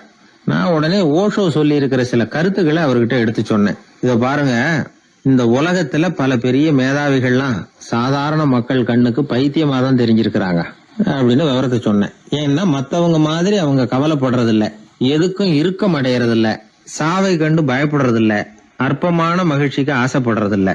அவங்க முழுமையா வாழறாங்க. மத்தவங்கள இது பாதிக்குது. ஏன்னா இவங்களால அவங்க மாதிரி அலட்டிக்காம இருக்க முடியறது இல்ல, அதனால இருக்க ஆரம்பிச்சு விடுறாங்க. அவன் கிடக்குறான் பைத்தியக்காரன் அப்படின்னு சொல்லி அவங்களுக்குள்ளேயே ஆறுதல் அடையறதுக்கு முயற்சி பண்றாங்க. இதுதான் இன்னைக்கு உலகத்துல நாம பாத்துக்கிட்டு இருக்கிறது. ஆனா ஒரு உண்மை என்ன தெரியுமா, இந்த உலகத்துல பைத்தியக்காரர்களும் புத்தி சுவாதீனம் இல்லாதவங்களும் தான் மகிழ்ச்சியாவும் கொண்டாட்டமாவும் இருக்க முடியும். அதனால நமக்கெல்லாம் புத்தி சுவாதீனத்துடன் கூடிய ஒரு பைத்தியக்காரத்தன்மை இருக்கிறது நல்லதுதான். அப்படி இருந்தாதான் வாழ்க்கையை கொண்டாட முடியும். ஒரு மனநல மருத்துவமனையில ஒருத்தர் சிகிச்சைக்காக சேர்ந்திருந்தார். சேர்ந்து ஒரு வருஷம் ஆச்சு. தான் குணமாயிட்டோங்கிறது அவருக்கு தெரிஞ்சு போச்சு. டாக்டர் கிட்ட விவரத்தை சொன்னார். இது மாதிரி எனக்கு மனசுல தோணுதுங்க, நான் தெளிஞ்சுட்டேன் போல இருக்கு அப்படின்னு அவர் சொல்லியிருக்கிறார். அவரும் சொன்னார், நீங்க சொல்றது சரியாதான் இருக்கும், இருந்தாலும் உங்களை இங்கேயே வச்சிருந்து சில சோதனைகள்லாம் பண்ணி பார்த்துட்டு அதுக்கப்புறம் வீட்டுக்கு அனுப்புறோம் அப்படின்னார். சரிங்கன்னார் அவரு. அதே மாதிரி அவரை மேற்கொண்டு கொஞ்ச நாள் தங்க வச்சு சோதனைகள்லாம் பண்ணி பார்த்துட்டு இவர் சொல்றது உண்மைதான்னு தெரிஞ்சது. இவர் புத்தி சுவாதீனம் சரியா இருந்தது, இவர் நல்ல நிலைமைக்கு வந்துட்டாருங்கிறது டாக்டருக்கு புரிஞ்சது. அதுக்கப்புறம் சரி, நீங்க சொன்னது சரி, இனிமே நீங்க வீட்டுக்கு போகலாம் அப்படின்னு சொல்லி அனுப்பி வச்சார். இவர் வீட்டுக்கு வந்துட்டார். அதுக்கப்புறம் இவர் தன்னுடைய அனுபவங்களை சொன்னாராம். எப்படி இருந்தது மருத்துவமனை வாழ்க்கை அப்படின்னு கேட்டிருக்கிறாங்க நண்பர்கள்லாம். அப்போ இவர் சொன்னாராம், இத பாருங்க, நான் ஒரு வருஷம் பைத்தியங்களோட பைத்தியமா வாழ்ந்தேன். அதுல கொஞ்சம் கூட எனக்கு சிரமம் தெரியல. அந்த ஒரு வருஷமும் ஒரு வினாடியா போனது மாதிரி இருக்குது. ஆனா நான் புத்தி தெளிஞ்சதுக்கு அப்புறம் ஒரு வாரம் அவங்களோட இருந்தேன் பாருங்க. அந்த ஒரு வாரம் தான் எனக்கு ஒரு யுகமா தெரிஞ்சது. அவ்வளவு கஷ்டப்பட்டேன் அப்படின்னாராம். அதனால ஒரு கூட்டத்திலிருந்து வேறுபட்டு வாழறதுங்கிறது கொஞ்சம் சிரமம் தான். பைத்தியங்களுக்கு மத்தியில பைத்தியமா இருந்துடலாம். பைத்தியங்களுக்கு மத்தியில புத்தி சுவாதீனம் உள்ளவனா இருக்கிறதுக்கு ரொம்ப சாமர்த்தியம் தேவைப்படுது. அதனாலதான் இந்த உலகத்துல நாம வாழும் பொழுது மற்றவர்களை அனுசரிச்சு வாழணும். பைத்தியங்களுக்கு மத்தியில பைத்தியமா இருந்தாதான் சுகம் அப்படிங்கிறது தான் இவங்க சொல்ல வர்ற உண்மை. ஹிட்லர் ஒரு சமயம் ஒரு பைத்தியக்கார ஆஸ்பத்திரிக்கு போனாராம் பார்வையிடறதுக்காக. மன நோயாளிகளை எல்லாம் வரிசையா நிறுத்தி வச்சிருந்திருக்கிறாங்க. அவர் வந்த உடனே எல்லாரும் ஹிட்லர் வாழ்கன்னு கத்தணும் அப்படின்னு அங்க உள்ள டாக்டர் சொல்லி வச்சிருக்கிறார். ஏற்கனவே சொல்லி வச்சிருக்காரு, ஹிட்லர் வரப்போறார், வந்தது எல்லாரும் ஹிட்லர் வாழ்கன்னு நீங்க சொல்லணும், கத்தணும்னு சொல்லி வச்சிருக்காரு. சரின்ட்டு நிக்கிறாங்க. ஹிட்லர் வந்தார். சொல்லி வச்சது மாதிரியே எல்லாரும் கத்துனாங்க, ஹிட்லர் வாழ்கன்னு. ஒருத்தர் மட்டும் கத்தாம அமைதியா நின்னுகிட்டு இருந்தார். ஹிட்லர் அவர்கிட்ட போய், ஏன் நீங்க மட்டும் ஹிட்லர் வாழ்கன்னு சொல்லாம நிக்கிறீங்கன்னார். அதுக்கு அவர் மெதுவா, நான் பைத்தியக்காரன் இல்ல, டாக்டர் அப்படின்னாராம். அதனால பைத்தியங்களோடு பைத்தியமா வாழறதுங்கிறது ஒரு சுகம். இந்த உலகத்துல ஏற்கனவே நான் சொன்னது மாதிரி பைத்தியக்காரர்களும் புத்தி சுவாதீனம் இல்லாதவங்களும் தான் மகிழ்ச்சியாகவும் கொண்டாட்டமாகவும் இருக்க முடியும். அதனால புத்தி சுவாதீனத்துடன் கூடிய ஒரு பைத்தியக்காரத்தன்மை நமக்கு தேவை. அந்த நுட்பத்தை புரிந்து கொண்டு நம்முடைய வாழ்க்கையை நாம கொண்டாடுவோம். என்னை தேடி ஒருத்தர் வந்தார். எனக்கு ரொம்ப நாளா ஒரு சந்தேகம், அதுக்கு உங்களை கேட்டு விளக்கம் பெறணும்னு வந்திருக்கிறேன்னார். என்ன உங்க சந்தேகம்னு கேட்டேன். யாரு என்ன பார்த்தாலும் உடனே முகத்தை திருப்பிட்டு போடுறாங்க சார், அதுக்கு என்ன காரணம்னு எனக்கு தெரியல, அதுதான் உங்களை கேட்டு தெரிஞ்சுக்கலாம்னு வந்திருக்கிறேன்னார். உங்களுக்கே தெரியலன்னா எனக்கு எப்படி தெரியும்னு, இருந்தாலும் உங்களுக்கு அனுபவம் இருக்குமேன்னார். அது சரி, உங்ககிட்ட பிரியமா பேசுற நண்பர்களே கிடையாதா அப்படின்னு கேட்டேன். அப்படி யாருமே இல்லைங்க அப்படின்னார். அப்படின்னா உங்ககிட்ட தான் ஏதோ குறை இருக்கு, உங்க பழக்க வழக்கத்தை கொஞ்சம் மாத்திக்கிட்டா எல்லாம் சரியா போடும் அப்படின்னு. என்ன செய்ய சொல்றீங்கன்னார். உங்களுக்கு நிறைய நண்பர்கள் தேவைன்னு, கிடைக்க மாட்டேங்கிறாங்களேன்னார். அதுக்கு சில வழிகள் இருக்குன்னு. அப்படியானார். அதிகமா நமக்கு நண்பர்கள் கிடைக்கணும்னா அதுக்குன்னு சில உத்திகள் இருக்கிறதாக அமெரிக்க எழுத்தாளர் ஒருத்தர் சொல்லியிருக்கிறார்.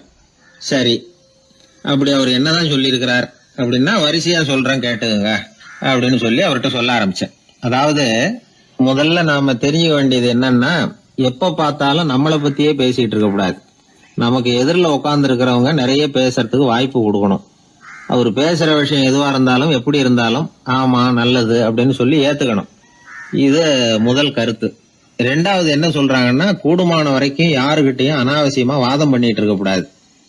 மூணாவது கருத்து என்னன்னா, எந்த பிரச்சனையையும் அடுத்தவங்க கண்ணோட்டத்திலேயே பார்க்கணும், நம்ம பார்வையிலேயே பார்த்துட்டு இருக்க கூடாது.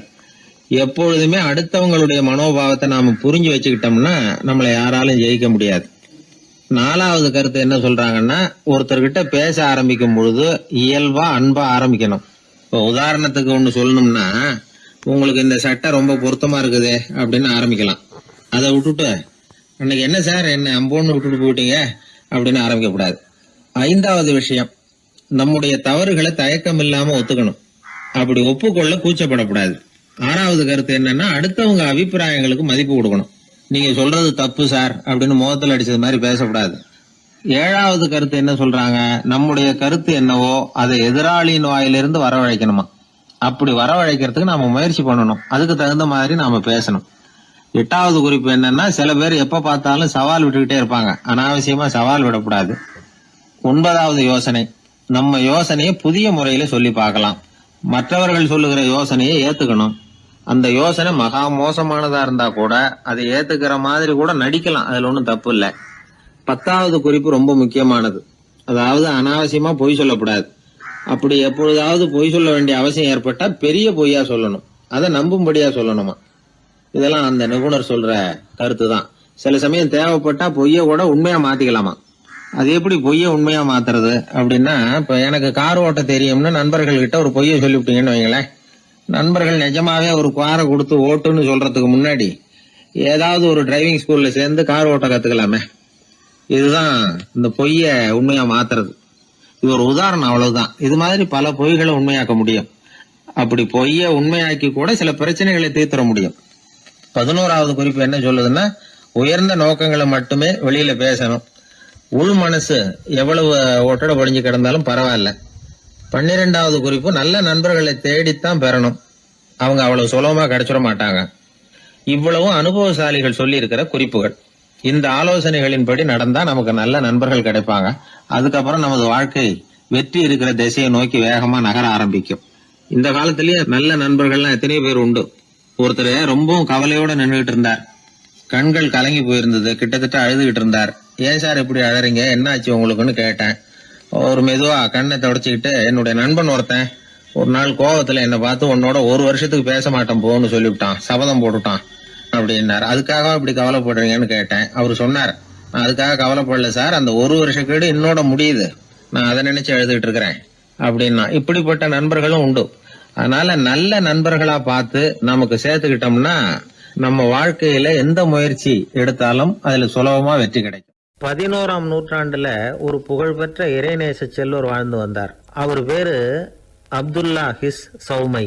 இப்போ சோவியத் ரஷ்யாவில் உள்ள ஜீலான்கிற நகரத்தோட புறநகர் பகுதியில நீப்புன்னு ஒரு ஊர், அங்கதான் அவர் இருந்தார்.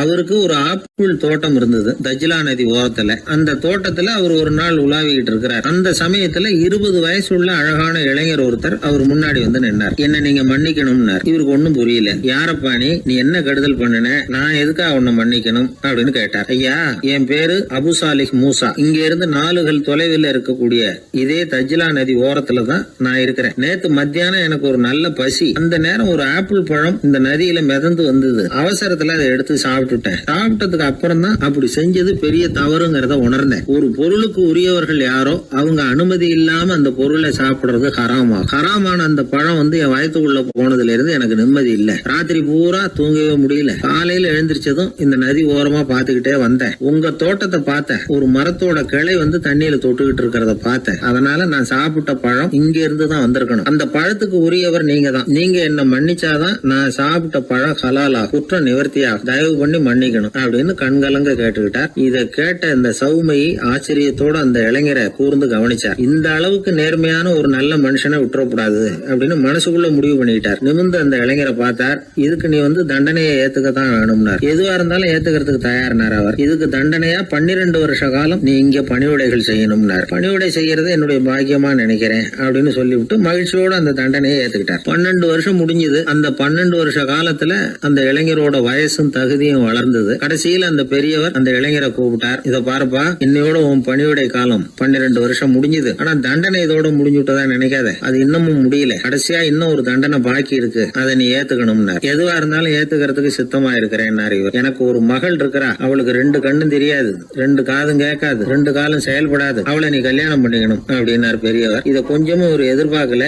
திகைச்சார். அடுத்த நிமிஷம் சரி, இதையும் நான் மனப்பூர்வமா ஏத்துக்கிறேன். இறைநேசர் செல்வர் சௌமை அவர்களுடைய புதல்வி பாத்திமாவுக்கும் இளைஞர் அபு சாலிஹ் மூசாவுக்கும் அடுத்த சில தினங்கள்ல முறைப்படி திருமணம் நடந்தது. திருமணத்துக்கு அப்புறம் மணமகளை பார்த்த அந்த இளைஞர் திகைச்சு போயிட்டார். ஏன்னா அந்த பெரியவர் சொன்னதுக்கு நேர்மாறா இருந்தார். பாத்திமா உடல் குணம் எதுவும் கிடையாது, ரொம்ப அழகா இருந்தாங்க. மறுநாள் சௌமை அபு சாலிஹை கூப்பிட்டு இதுக்கு விளக்கம் சொன்னாராம். என் மகளுக்கு கண்ணு தெரியாதுன்னு சொன்னதுதான் சொல்லியிருந்த நேத்து முன்னாடி சொன்னேன். அது எந்த விதமான தீய காட்சிகளும் அவ கண்ணுக்கு தெரியாதுன்னு தான் அர்த்தம். காது கேட்காதுன்னு சொன்னேன், தீய விஷயங்களை அவ கேட்க மாட்டான்னு அர்த்தம். கால்கள் செயல்படாதுன்னு சொன்னேன், வீட்டை விட்டு தீமையான இடங்களுக்கு அவ போக மாட்டான்னு அர்த்தம் அப்படின்னா. 12 வருஷத்துக்கு முன்னாடி உன்னை முதல் முறையா பார்த்தப்பவே உண்மை வந்து என்னுடைய சீடரா மானசீகமா ஏத்துக்கிட்டேன் அப்படிங்கிற விவரத்தையும் சொன்னாராம். இந்த இளைஞர் அபு சாலிஹ் பிற்காலத்துல ஒரு பெரிய ஆன்மீக மேதையா உயர்ந்தார். அந்த தம்பதிகளுக்கு 60வது வயசுல ஒரே ஒரு குழந்தை பிறந்தது. அந்த ஃபாதர் ஜிலானி முஹைத்தீன் ஆண்டகை, அதாவது அந்த குழந்தை தான் ஆன்மீக பேரரசர் முஹைத்தீன் ஆண்டகை. அப்படி வந்து அந்த கதையை சொல்லுவாங்க பழைய இதை. அப்படிப்பட்ட பெரியவர்களுடைய வாழ்க்கை தான் நமக்கு வழிகாட்டணும். எனக்கு ஒரு சிநேகிதன், அவன் சொன்னான், டேய் என்னுடைய மாமனார் கூட தன்னுடைய பொண்ணை எனக்கு திருமணம் பண்ணி கொடுக்கறதுக்கு முன்னாடி ஒரு செய்தியை சொன்னார். பொய்ன்னு அப்புறமா தான் தெரிஞ்சது அப்படின்னா. என்ன சொன்னார்னு கேட்டோம். என் பொண்ணு மாசத்துக்கு ஒரு தடவை ஏதாவது கோபம் வந்தா கையில கிடைக்கிறத எடுத்து உங்க மேல எரிவா, நீங்க தான் அனுசரிச்சு நடந்துக்கணும்னு சொன்னார் அப்படின்னா. அப்படி அவர் சொன்னது பொய்யா அப்படின்னு கேட்டேன். ஆமா, அவர் மாசம் ஒரு தடவைன்னு அவர் சொன்னது பொய், தினம் ஒரு தடவை அப்படி செய்யறா, இதுதான் உண்மை அப்படின்னா. ஒரு சீடன் அந்த காலத்துல அஹிம்சைக்கு மரியாதை அதிகமா இருந்தது. இந்த காலத்துல வந்து இம்சைக்கு அதிக மரியாதை. ஒரு பெரியவர் இருந்தார். உண்மையை பத்தியும் சத்தியத்தை பத்தியும் நிறைய உபதேசம் எல்லாம் பண்ணார். அது பிரகாரமே நடந்தார். அவர் பின்னாடி நிறைய கூட்டம்லாம் இருந்தது. சீடர்கள் அதிகமா இருந்தாங்க. அவர் கொள்கைக்கு மரியாதை இருந்தது. ஆனா காலப்போக்கில் அந்த மரியாதை குறைஞ்சு போச்சு. அவர் பின்னாடி போன கும்பலும் குறைஞ்சு போச்சு. இது ஏன்? இப்படி ஒரு கேள்வி கேட்டார் ஒருத்தர். அதுக்கு பதில் சொல்ல வந்தார் ஒருத்தர். அவரு ஒரு கதையை சொன்னார், சீக்கிய கதை. அதாவது மகான் குருநானக் உபதேசம் பண்ணிக்கிட்டு இருந்த காலம். அவர் பின்னாடி ஏகப்பட்ட கூட்டம் போற இடமெல்லாம் மக்கள் வெள்ளம் அவர் பின்னாடியே போயிட்டு இருந்ததுதான். அவர் எந்த ஊருக்கு போனாலும் எல்லாரும் பின்னாடியே போனாங்க. இந்த கூட்டத்தையும் அவங்க கிட்ட இருக்கிற ஆர்வத்தை போனார் ஒருத்தர். அவரு குருநானக்கோட நண்பர். அவர் நேரா போய் குருநானக்க பார்த்தார். ஆகா, உங்களுக்கு தான் எத்தனை ஆயிரம் சீடர்கள் அப்படின்னார். குருநானக் இதை கேட்டுட்டு லேசா சிரிச்சார், அவ்வளவுதான், பதில் எதுவும் சொல்லல. கொஞ்ச நாள் கழிச்சு குருநானக் ஒரு ஊரை விட்டுட்டு இன்னொரு ஊருக்கு புறப்பட்டார். ஆயிரக்கணக்கான ஜனங்கள் பின்னாடி போனாங்க. சும்மா போல, குரு மகாராஜுக்கு ஜே அப்படின்னு கோஷம் போட்டுக்கிட்டே போறாங்க. ஒரு சாலை ஓரமா போய்கிட்டே இருக்கிறாங்க. திடீர்னு ஒரு இடத்துல ஆகாசத்துல இருந்து செப்பு காசுகள் மழை மாதிரி கொட்டுச்சு. கோஷம் போட்டுக்கிட்டு வந்தவங்க எல்லாம் பாதி பேர் உடனே கலைஞ்சு ஓடினாங்க. அவங்களுக்கு கிடைச்ச செப்பு காசையெல்லாம் பொறுக்கிட்டு மடியில கட்டிக்கிட்டு சொல்லிக்காம கொள்ளாம நழுவி போயிட்டாங்க. அவர் இதையெல்லாம் கவனிக்காம தொடர்ந்து போயிட்டே இருக்கிறார். அடுத்த ஊருக்கு போனார். அங்க மறுபடியும் ஒரு பணமழை. போன தடவை செப்பு காசு கொட்டுச்சு, இந்த தடவை இங்க வெள்ளி காசா கொட்டுது. இப்பவும் இருந்த கூட்டத்துல பாதி பேர் கும்பல் அப்படியே கலைஞ்சு ஓடி போய் முடிஞ்ச அளவுக்கு அதை பொறுக்கிட்டு அப்படியே ஓடிட்டாங்க. குருநானக் தொடர்ந்து போறார். இன்னொரு ஊர்ல மறுபடியும் பணமழை. இந்த தடவை வெறும் தங்க காசா விழுது. இதை பார்த்ததும் மீதி இருந்த கும்பலும் கலைஞ்சு ஓடி போய் தங்க காசை அள்ளிக்கிட்டு அம்பேல் ஆயிட்டுது. குருநானக் திரும்பி பார்த்தார். கடைசியா எஞ்சி இருந்தது ஒரே ஒரு சீடர் தான். செப்பு காசு, வெள்ளி காசு, தங்க காசு எதையும் பொருட்படுத்தாம இவர் பின்னாடியே வந்துகிட்டு இருக்கிறார். நீதான்ப்பா என்னுடைய உண்மையான சீடன் அப்படின்னு சொல்லி அவரை வாழ்த்தி அவர்கிட்ட தன்னுடைய பணிகளை ஒப்படைச்சாராம் குருநானக். அவ்வளவுதான் அந்த கதை. அதை கேட்டதும் உண்மைக்கு ஏன் மரியாதை குறைஞ்சு போச்சுங்கிறது புரியுது. நல்லவங்க பின்னாடி போற கூட்டம் குறையறதுக்கு இதுதான் காரணம். காசு தான் முக்கியம்னு நினைக்கிறவங்க அதிகமாயிட்டாங்க இந்த காலத்துல. காசு முக்கியம்தான், இல்லைன்னு சொல்லல. ஆனா காசு நமக்கு அடிமையா இருக்கணும். வேலைக்கார மாதிரி இருந்து வேண்டியதை வாங்கி கொடுக்கணும். நாம காசுக்கு அடிமையாயிடக்கூடாது. அப்படி ஆகும் பொழுதுதான் விவகாரம் ஆரம்பம். இந்த காலத்து குரு ஒருத்தர், அவருக்கு பின்னாடி ஏகப்பட்ட சீடர்கள் இருந்தாங்க. ஒரு காலத்துல ஒவ்வொரு கட்டத்துல ஒவ்வொருத்தரா நழுவி போயிட்டாங்க. இப்ப மிஞ்சி இருக்கிறது ஒரே ஒரு சீடன் தான்.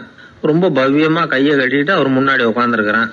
கடைசியில நீ மட்டுமாவது இருக்கியப்பா, அது போதும், நீ தான் எனக்கு உண்மையான சீடன் அப்படின்னாராம் குரு.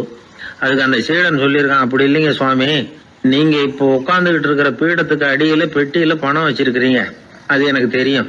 அதனால நீங்க எப்போ எழுந்திரிச்சு அந்த பக்கம் போவீங்கன்னு பாத்துக்கிட்டு இருக்கிறேன் அப்படின்னு விழுந்தது. உடனே அவங்களுக்கு ஒரு ஆசை, கபீரை சந்திச்சு பேசணும் அப்படின்னு அவங்க ஆசைப்பட்டாங்க. அவங்க அப்படி ஆசைப்பட்டதுக்கு ஒரு காரணம் உண்டு. ஏன் அப்படி ஆசைப்பட்டாங்கன்னா, ரெண்டு ஞானிகளை சந்திக்க வச்சா பல அரிய தத்துவங்களை கேட்கறதுக்கு ஒரு வாய்ப்பு கிடைக்கும். அதனால அவங்க ரெண்டு பேரும் எப்படியாவது சந்திக்க வச்சிடணும் அப்படின்னு அவங்க ஆசைப்பட்டாங்க. அந்த சீடர்கள் தங்களுடைய விருப்பத்தை அவர்கிட்டயே சொன்னாங்க. இது மாதிரி அவர் கபீர் இந்த ஊர்ல இருக்கிறதா தெரியுது, சந்திச்சா தேவையில்லைன்னு. சரி, கபீரை சந்திக்கலாம், ஆனா அவரோட பேசுறத பத்தி நான் எதையும் சொல்றதுக்கு இல்லை அப்படின்னு விட்டார் பரீத். ஏன் கபீரோட நீங்க எதுவும் பேச மாட்டீங்களா அப்படின்னு கேட்டாங்க சீடர்கள்.